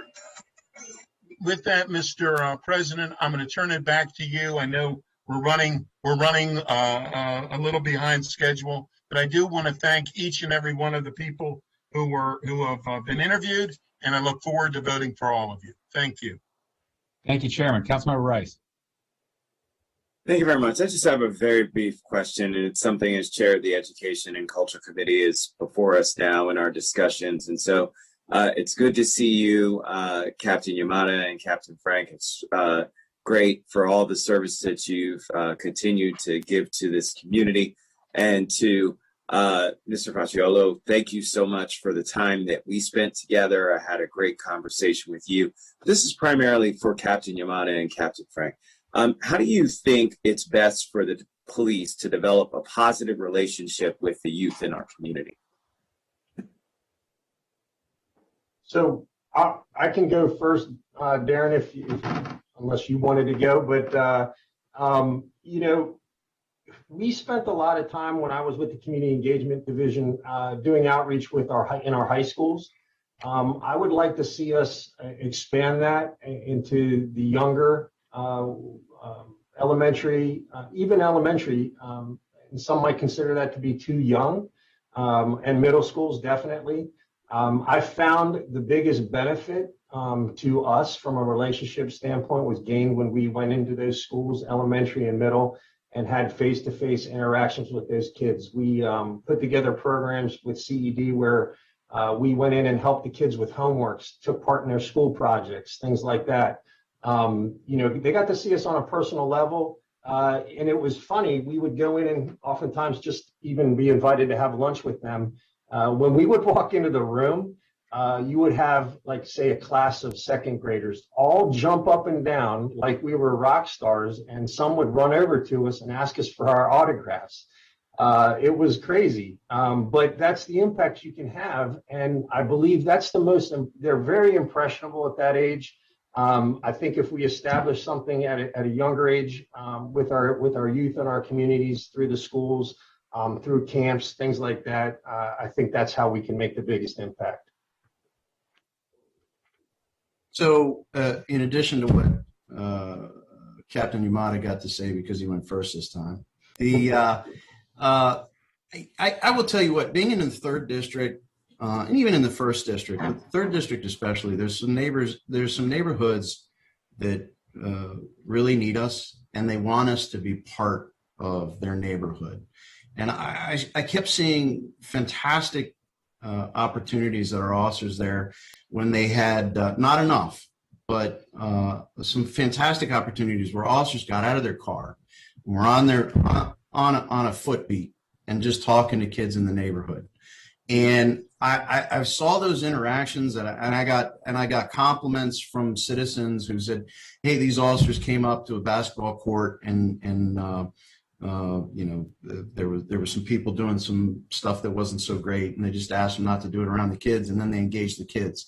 We need to find those opportunities, and part of the academy I want to see is that we put in a curriculum that really, much more time in those opportunities to jump out and touch people and engage them and just wave, say hi. I will tell you the protests that we went through over the summer last year. I'm very, very proud of this county. All of those protests, no arrests, right? No uses of force. And I got to meet some very good young individuals of white, black, brown, and had some great conversations. Some of the most impactful, we had 1,000 some people come to protest at the 3rd District Station. And afterwards, after the speakers, me and my command staff and a couple other officers just hung out and talked to people for an hour. And we talked to young college students, African-American college students who had thoughts about what policing was and what was going on. And we had this dialogue that went back and forth. I think we have to, I'll go back to something Carmen said and Chief Jones has said about the guardian being guardians. We need to continue on with that guardian and put it into place and talking to our youth and making those positive interactions from the start and understanding we all have a role to play in making the community really great. So that's just the additional things I want to work on. And it's so important to all the efforts we do at engagement, whether it be at school or just a couple weeks ago, Chief Jones was out with an Eagle Scout ceremony. And it really impacted a very diverse group of Boy Scouts. So things like that are going to help us a great deal. Thank you, Mr. President, and thank both of you. Thank you, Councilmember Novato. Thank you, Mr. President. Thank you, Chief Jones, for bringing over these candidates here. I first want to acknowledge service of Captain Frank and Captain Yamada and welcome Sir Facciolo. Captain Yamada, I think as you were answering some of the questions, I was reflecting on the fact that oftentimes when we have these very sort of official interviews, the questions lead to official answers. And I really do appreciate many of your answers because I can vouch for the fact that they're absolutely authentic. And that is because of all of the interactions that I know my office, my staff, and myself have had with you, the feedback that I have gotten from the community regarding your engagement, which has been absolutely, very, very authentic and true in that sense. And I wanted to elevate that because I think that at least as an elected official here in Montgomery County, for me, I always think of public safety as, something that we must prioritize while also prioritizing zero tolerance for disproportionality, because I see our roles as, stewards of the public safety and as well as the high quality of life of our residents. I mean, that is our number one goal as elected officials and as leaders. And so, I think throughout these answers, I've heard phrases like, we're at a turning point, things are different, things are evolving, this is a transition moment. I've also heard there is a real concern with low morale and, how are we going to then position ourselves? I've heard, I think it was Captain Frank talked about that there are communities that are saying we need more presence because we are victims of particular types of crime. Some of them are international in nature. And those are the nuances, I think, in the complexity of serving in this county, because it is quite complex and, it has grown significantly. And so I am often trying to figure out how do we then arrive at a point where we can have that kind of productive dialogue, that it's not either or, that it's not about pointing fingers, that is not about, literally just in one swoop getting rid of a component of our quality of life, which is public safety, while understanding the absolute urgency that is being felt in many, many corners of our county around wanting to make sure that we are not just good, but that we are great, because we don't want to continue to perpetuate disproportionality, especially when it comes to life and death. And so just very curious about, I've heard you mention the Reimagining Public Safety Task Force. I mean, there's a lot of things going on, but in a nutshell, what will you do outside of a lot of these reports and et cetera? What is it that you believe can strike that balance in terms of moving away from the either or, the extremes that are leading to the low morale, but also are leading to a lot of push and urgency from our community to do something that truly serves or is true to the notion of public safety with zero tolerance for disproportionality, what is it that you believe can be done to really authentically engage in that way? I know that diversity in the force, in terms of recruitment, both gender, ethnic, racial, et cetera, goes a long way. Just wondering, outside of what you have heard so far, what would be a couple of things that you would like to put forward that perhaps we haven't thought about that could begin to move us towards that ultimate goal? Mark, is it you or me? You go. You can go. I went first last time. Okay. So a couple thoughts on that. I think we have to get away from the extreme voices on either end, and start to listen to each other more. I can go back to something I just said, just about having a discussion with someone. Just, you know what, in policing back when President Obama, he had two individuals had a run-in. Gosh, I want to remember the school, but a police officer and a professor had a run-in, and he invited him to the White House for a beer. And people on both sides, oh my God, boy, maybe not a beer, but having a nice iced tea together and having a grown-up discussion about all of the things that affect us, and not only talk about facts, but talk about feelings too. And go through those instances, be able to listen to that and be able to cultivate that here amongst police officers, but also cultivate it amongst our stakeholders that are going to have this discussion.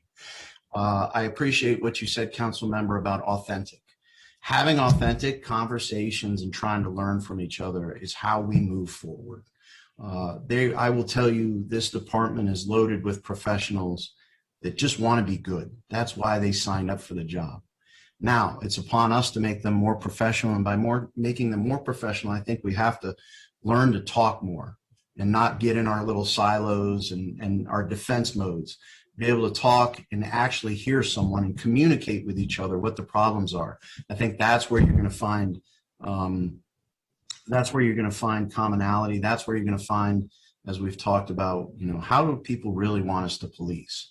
And I think we can get there. I think, individually, now it's hard, right? I've been toying with an idea for my academy, if I get the academy, about having an individual that I worked with who led a protest down in Silver Spring come in and have him talk to academy staff, or talk to the rookies before they go out on the road.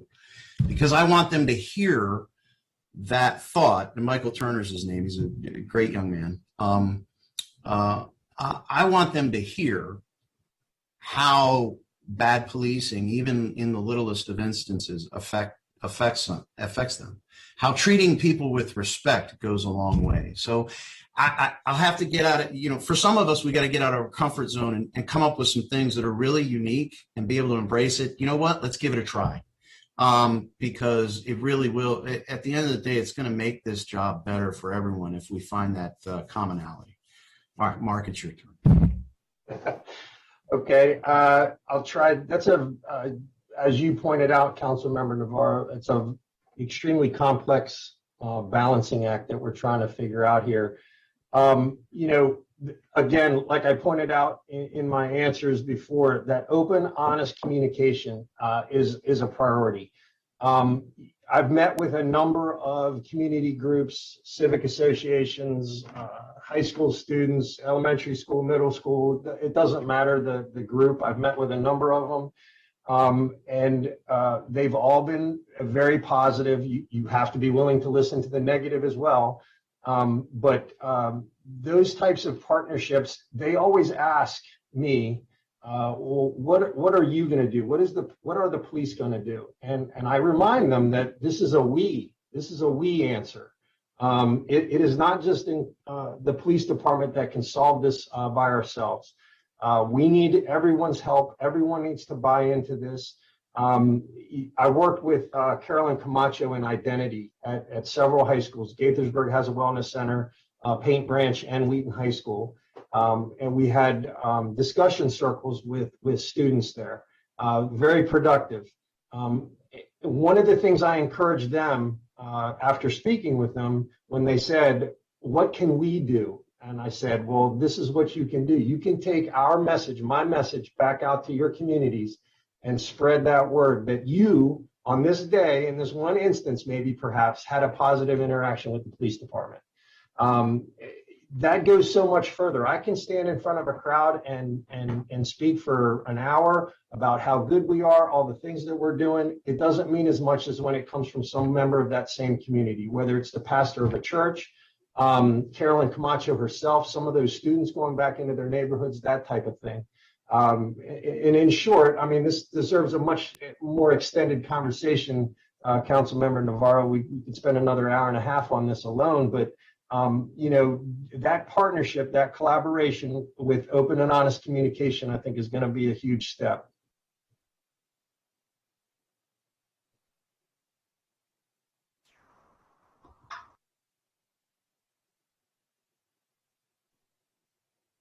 Mr. Facciolo, do you have any thoughts on that? So can you hear me? My video seems to be frozen. We can hear you now. Okay. I just wanted to make sure before I begin. I want to echo what both of the captains mentioned. I think that creating authentic conversations is really critical. And as they both mentioned, I think the first step to this is really just listening. We need to meet people where they are and have open and honest dialogues and listen and learn from their experiences, their lived experiences, their experiences with the police department, and then begin to reframe how we respond and how we act based on those conversations. I also want to touch on something that Captain Frank brought up earlier, and Captain Yamada for that purpose, and that's really around procedural justice and legitimacy. I had the opportunity when I worked at the Center for Court Innovation to really roll out procedural justice in court systems as well as with other justice system practitioners. And we worked with both Tracy Mears and Tom Tyler, who are distinguished professors at Yale University. And we implemented innovations and used the center as an incubator to test new ideas around procedural justice and legitimacy. And finding out what really, really works to engaging communities and building trust. And the three things that the Professor Tyler mentioned, which are critical, are treating people with dignity and respect, ensuring that their voices are heard, and then making decisions neutrally.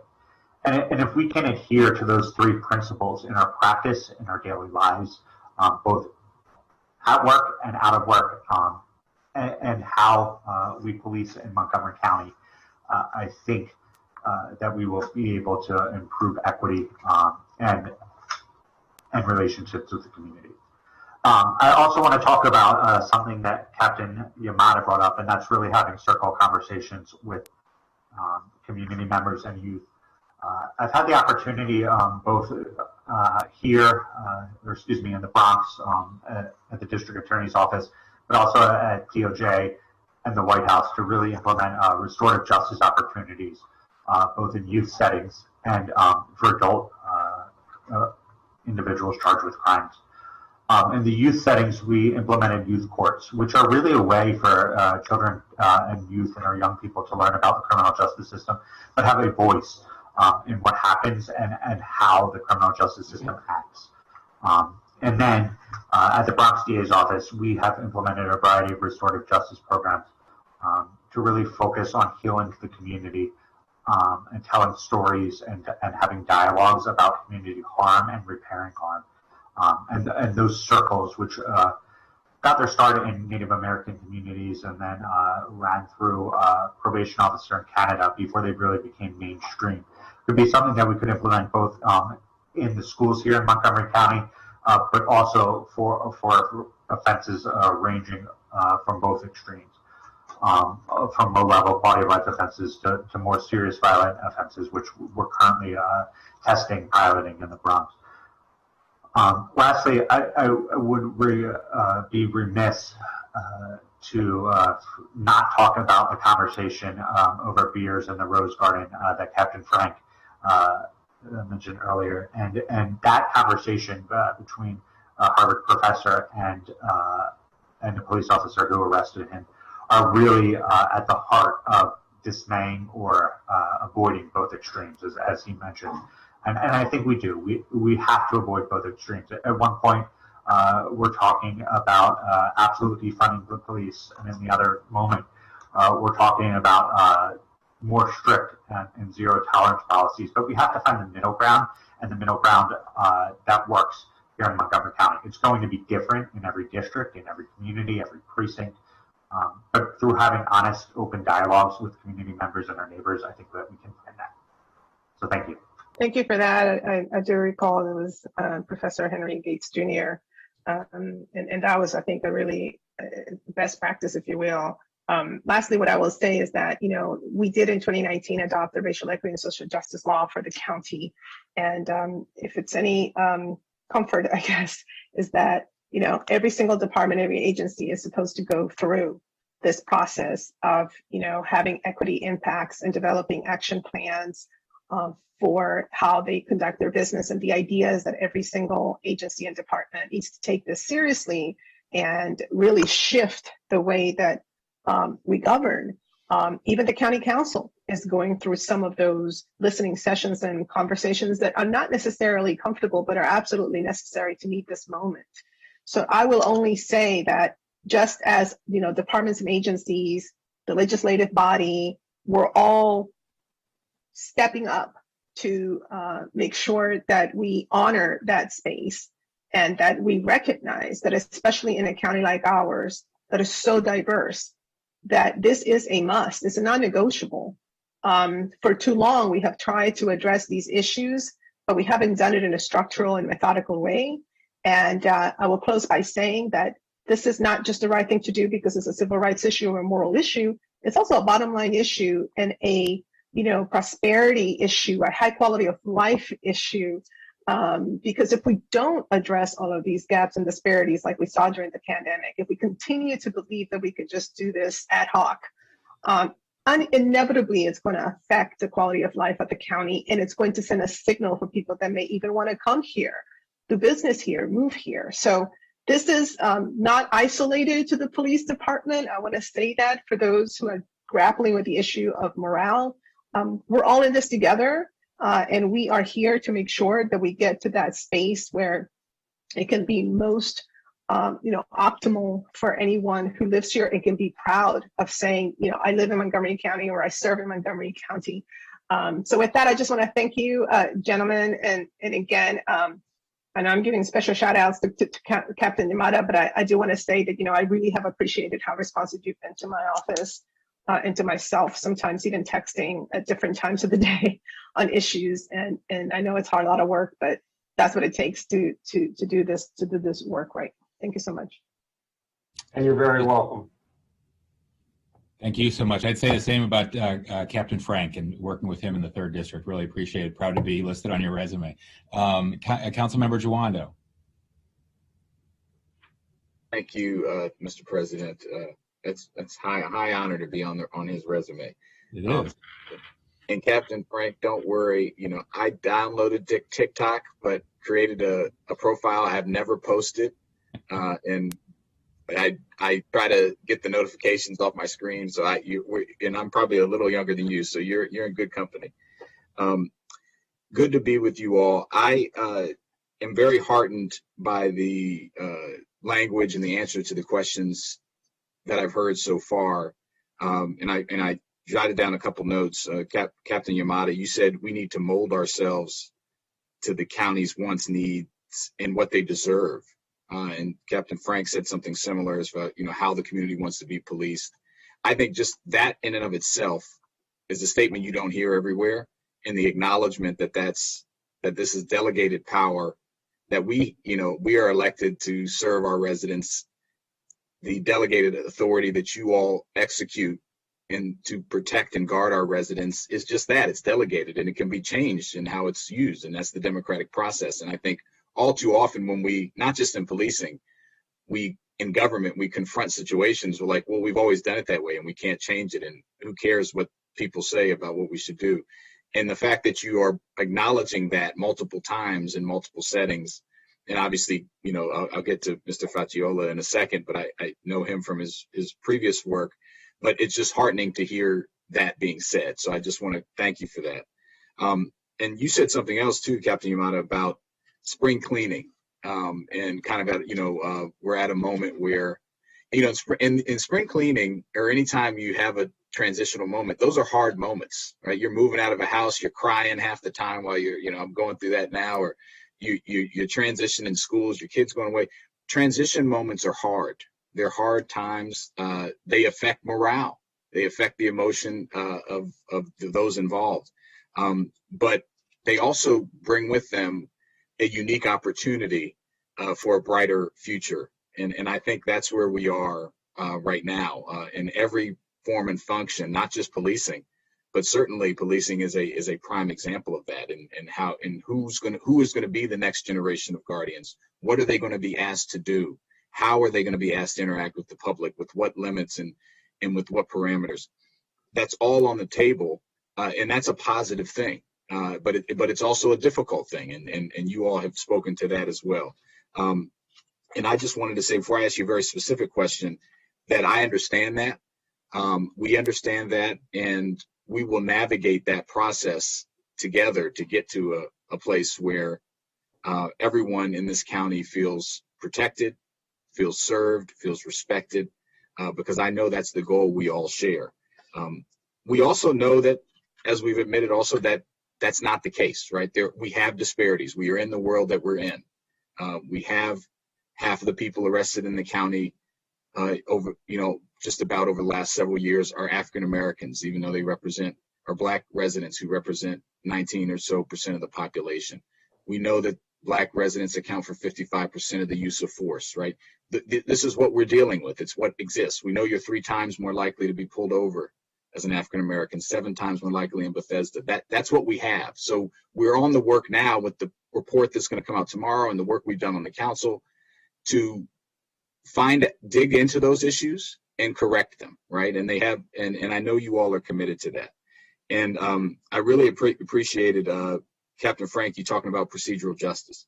I think so much of this is you have to be seen as legitimate. You have to feel respected and heard in order for police to do their jobs effectively. It's not going to work if we don't have that.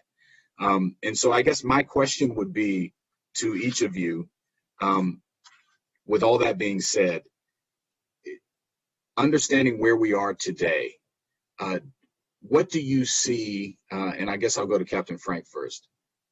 We have this opportunity, we have attrition, but we also have an opportunity to recruit, and you're going to be responsible for, you know, assuming confirmation, I think it's a safe bet today, for educating and training, helping to train our next generation of police officers, of guardians. What do you see as things that need to change systemically in order to reduce the disparities that we see? And you can take that in any direction you want to take it. So a couple things. First, it starts with the hiring, and I've talked about that a little bit, about the, you know, looking at the answers we want from the people that are going to be leading the change when me and Mark and well, Carmen's young to us, so he might be around for a long time, but the seeing what this next generation police officers, what they're looking for, there's some great thought, and this kind of goes to another part of it, is finding out what makes the next generation tick, and finding out, you know, how they want to police, because I think they have some very good ideas about it, and too often they think there's I was in an interview last week, and the young man, you know, just gave me the script answer, I guess, for policing. I want to get to hear what they really want to do with policing, what they want to do with it as a profession. So that's the first part. As far as systemically next, you know, it goes to we've just started talking about being guardians and getting away from the warrior mentality. And I will say I've been to training for decades now, where, you know, everyone's pushing forward warrior surviving. I think we need to do more at our academy with We still have to take care of the surviving at tour. Policing is very dangerous work. Unfortunately, we see it every week. But I think there's things that we need to work with more, that not every single person is a threat. And that those people out there that you deal with have different thoughts, different experiences, different wants, different desires, and we need to respect those, going back to procedural justice. But I want to implement more of that training at that level. And also, for the officers that are already here. So there's a huge gap, because we have, while we're going to lose 20% of our officers in the next 3 years, definitely, there's still 80% that we need to have them engaged in this process. And we have to find ways to touch them, because, as you know, culture is very powerful. And they've been in a culture, wherever it may be. Each of our districts are even different culturally. We got to find a way to get everyone on the same page and thinking that, it's okay to think this way. You don't have to, your first and foremost thing isn't to enforce every single law. Right. It's to make our community better. And how do you do that? You do it through community policing. You do it through listening. You do it through, it's a softer side that we haven't seen in policing. And there's nothing wrong with that. I think it goes to the core of what I want to see is policing as a profession. I like to tell my folks all the time, first of all, there's no situation, there's no unwinnable situation. There's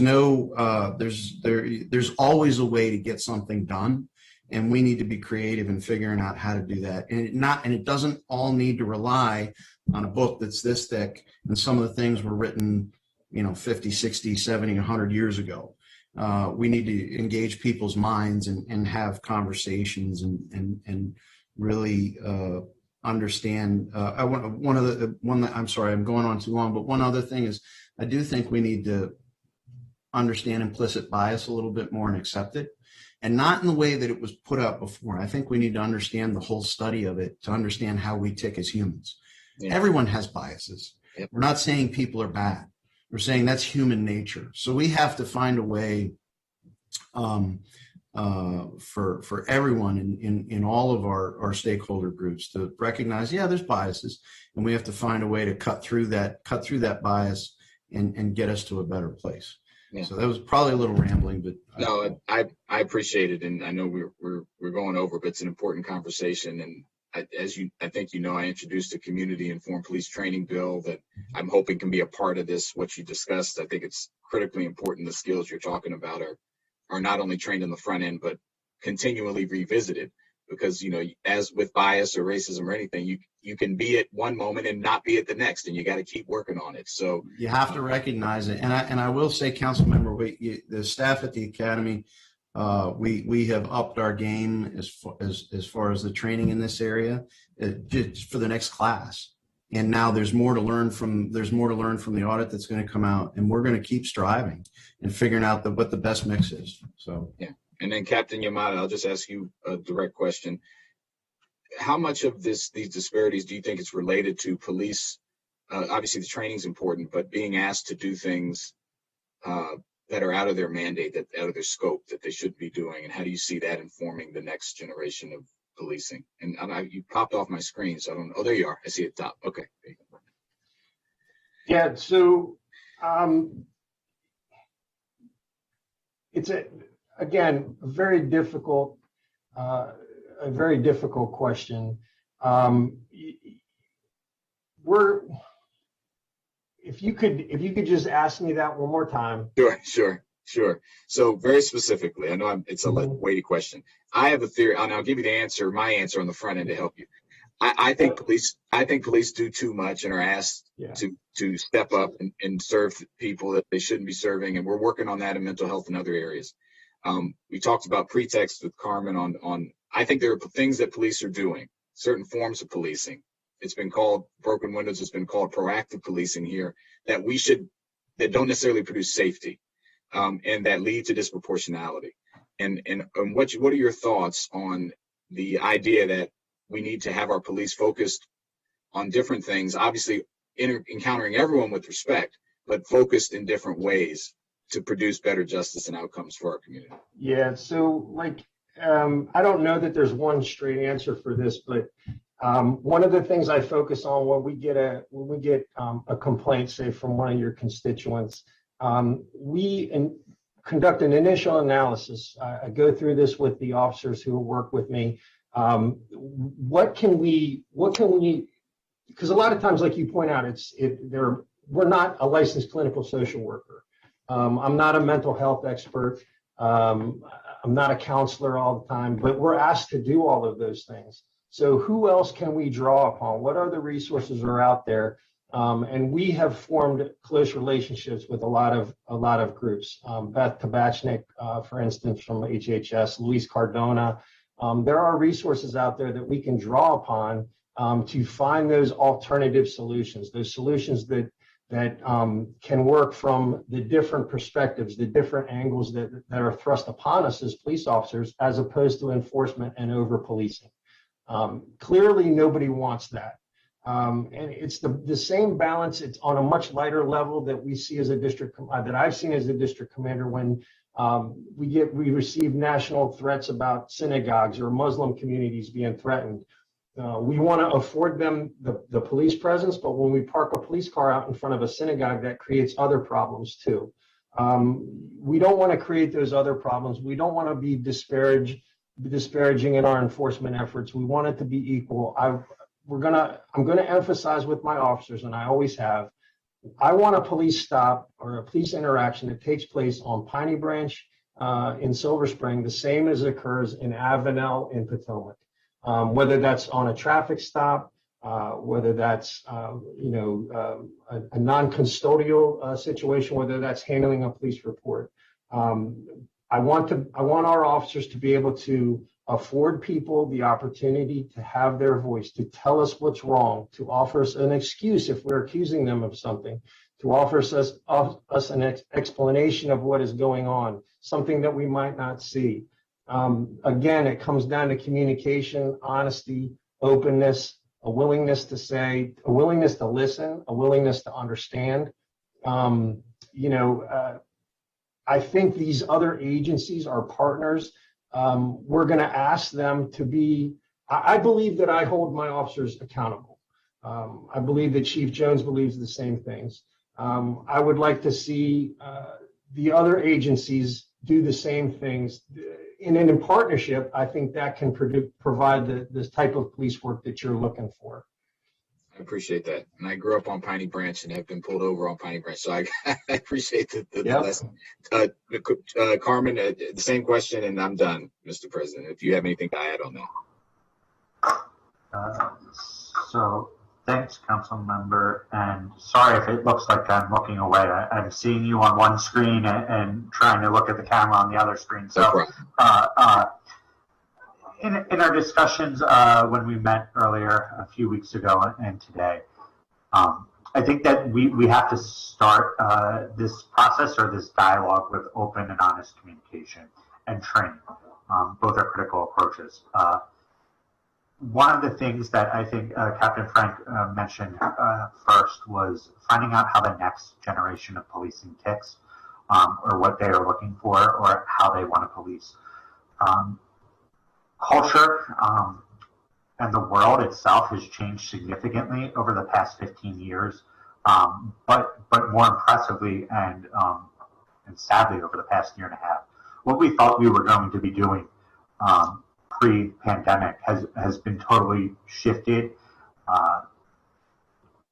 to new thoughts, new ideas, and how we're going to recover and heal as both a community, as a nation, and a globe. And I think, or as a global community, excuse me. And I think the first step in this is having open and honest conversations and listening. We interact more and more on social media every day. Our officers that are starting and joining the academy grew up in an era of cell phones and social media and Instagram and Facebook. And that changes how we interact and engage our communities. No longer in certain areas do communities want to engage with us through face-to-face dialogue, but they want to have a 30-second reel or a 360 character tweet. And that's how they want to have dialogues.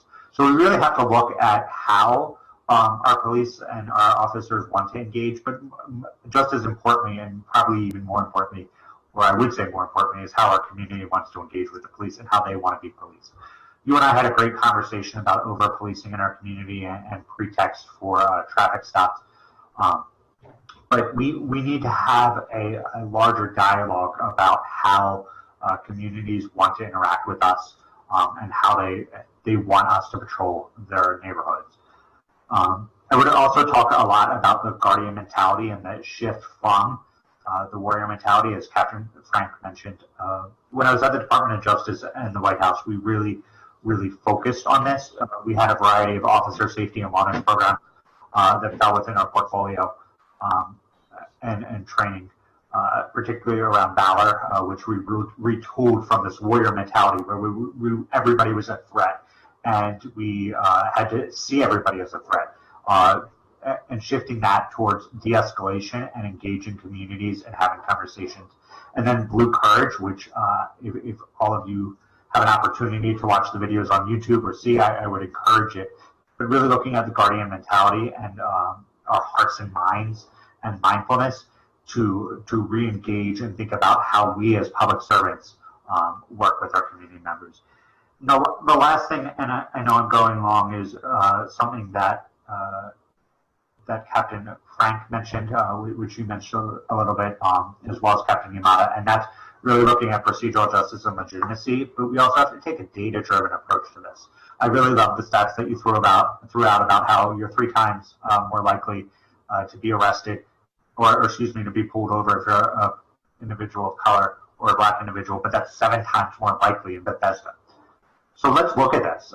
We can't implement procedural justice approaches and legitimacy. We can't create legitimacy unless we are looking at the data and finding out what's behind the data and why these interactions happen and making recommendations to influence change. So I think that these different approaches coupled together, working with my colleagues, Captain Yamada and Captain Frank, and under Chief Jones's incredible leadership, that we can really make an impact in this area. So thank you. Thank you, and thank you, Mr. President. Thank you all. Thank you. Council Vice President Albornoz. Thank you, Mr. President. We're obviously way over, but this is such an important conversation and frankly, such a productive one. This has been immensely helpful in a lot of different levels. And it's these kinds of conversations that are going to be critical for us to meet this moment. The 2 most important factors in my 16 years in public service that I've observed that makes communities stronger are relationships and trust. And those things don't happen overnight. They take years to build and moments to lose if we're not careful. And I would love to expand this conversation at some later date, but not just include our incredible police management here, but also rank and file officers, officers that represent different districts, officers that are 5 years into the force and 5 months from retiring, because that diversity of perspectives is really valuable in this discussion. For the last few months, I've had the opportunity to visit with 4D, 3D, do a ride along, meet with police management, meet with the SRO officers. I've also met with incredible community-based organizations and who are advocating for strong police reform. I've met with teachers, I've met with students, and we are at this massive inflection point. And it's conversations like this, authentic conversations like this, that are really going to be important for us to be able to break through. Because the byproduct of what's happening right now is not just distrust in the community, which is real and something we have to address and people feel overwhelmed by, but the low morale doesn't even begin to describe what I experienced when talking to officers. We are hemorrhaging really good police officers from this police department right now that are leaving this department for other departments or leaving the profession entirely. And we also have a situation in which, in this transition, we also have to be very careful. That attrition rate is very real. We had, I think, something like 74 officers apply for this most recent cadet class when we used to average over 400, and just 10 years ago it was over 1,000. And so the quality of the individual who applies for these jobs, their life experiences, their professional interests have to match up with the priorities that we are setting forward, the policies that we're working so hard to establish and build off of to meet this moment. Captain Frank, you talked about Good to Great. That's one of my favorite books. The premise of the book is you can't just have the right people on the bus, you've got to have them in the right seats. And for many years now, for generations, we have had outstanding officers here in Montgomery County. Two really great examples before us right now. I first met Captain Yamada in 2009 when I was newly minted as the director of the Recreation Department, and we launched a midnight soccer and basketball league in Wheaton and Long Branch to combat what was then a significant spike in gang violence that had led to some really high-profile murders. The community was terrified, scared, didn't want to come out of their apartments. And the youth were scared. And Captain Yamada, I saw it with my own two eyes, talking and engaging with kids, talking about how their day had gone, asking them really important questions to just get to know them, to develop those relationships and develop that trust that I referenced earlier. So, and both of you guys have come up through the MCP system. And Captain Yamada, we're fortunate that your own child is now a legacy as well. We have many examples of legacies within Montgomery County Police. We have a strong infrastructure that we have to build off of, that we have to ensure evolves to meet this moment, to stay ahead of what we are seeing and what we are feeling, and to address some of these systemic issues that we all want to address and have to address if we're going to continue to make sure that our community feels safe. But I just kind of wanted to get that off my chest because it's conversations like this that actually give me hope, because I've been disillusioned and disoriented and frustrated, not knowing exactly what the path forward is. But it's conversations like this, relationships like this, that I think are going to make a world of difference. And I'll just end with this point. There is a lot of opportunity, low-hanging fruit, if you will. For example, the field training officer program, which at one point was strong and robust, in which officers had a mentor who had gone through the force for a long period of time, but the $3 additional per hour that you get for being an FTO isn't enough to recruit. And so I was mentored when I became a department head here in the county by Chuck Short and Bruce Adams and several others, which I just made a world of difference in my development professionally. The same is true of any profession. So we need to take those officers that are outstanding, and we have so many of them, and help ensure that they're training the next generation. The mental health issues, another area where there's tremendous opportunity for crossover. And for us to better leverage some of our sister county agencies and their expertise in the Department of Health and Human Services. So your positivity and your comments here today are profound and they're important. But let's continue this conversation with other officers from other ranks and bring in community advocates as well to create the time and space for us to be able to move together. So I'll stop there. I could say so much more, but this is really important, and I look forward to this ongoing dialogue and discussion. Thank you all so much. Mr. President, I yield back to you. Thank you, Council Vice President. Well said. And while we're on our point about hemorrhaging officers, we have to do something about police pay. We have approved the new contracts, but I just don't believe we should ever be 10th or 12th in surrounding jurisdictions, and that our own county seat, the city of Rockville, is advertising that they pay more than we do, and they're not doing anything wrong. We just need to keep up with the inflation in the market and value our officers so we get the officers we really want. Councilmember Reamer. Thank you. Great discussion today. I don't have much to add because we've said a lot, but I really believe, and a lot of what I've heard today reinforces that we can embrace a culture of reform and support police, and that ultimately those are the same goal, and that our officers can come into our department looking to embrace trust, transparency, accountability, and feel supported at the same time. And I think that's the direction we're trying to point in. And a lot of the remarks that I've heard, I think, embrace that mentality. So thank you. I look forward to seeing how progress is made, and appreciate your career of service. And we'll keep working on this together, because police work is important. I think the comment that was made that police officers have to go to work every day knowing that they're risking their lives is really important, and we need to acknowledge that, and they need to know that they have our support, to continue to do that and feel good about it. So that's critical. And at the same time, I think we all want to be on the same page about the need to progress and be a department that is at the leading edge of community engagement and trust. So that's our task, and it's one that I know we're up for, and with great leaders, we'll get it done. So thanks. Thank you. Thank you all for your great answers. We really look forward to working with you in the future, and we'll come back to this later on this afternoon. Thanks, colleagues, for great questions. Folks, I've checked with the chair of the Fed Committee and our executive director, and want to suggest that we skip the initial discussion of the ZTA 1907 until the afternoon, that we handle the consent calendar now and break for lunch, ideally till 1:30, if that's okay with everybody. Good? Okay. Y'all look hungry. Okay, can I get a motion to approve the consent calendar, please? So moved. Second. Councilmember Rice moves. Council Vice President Alberno seconds. All those, Councilmember Reamer. Thanks. I just wanted to observe, there is an item on the agenda.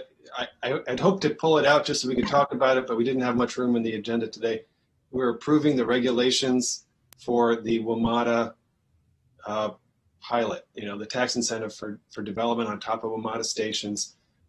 This is really important. The team at Grosvenor says as soon as this is improved, they're going to hire architects. They're going to start moving forward on that really exciting project. So finalizing this is a big deal. It's going to lead to a lot of progress on both sides of the red line, up and down, north and south in this county. And I really want to thank all the council members, everybody, for working towards this goal. It's a big step forward to get this done. So thank you. Thank you very much. Thank you for your work on that. Okay, all those in favor of the consent calendar, please raise your hand. Great, that is unanimous. Okay, we can now break till 1:30. Thanks, everybody.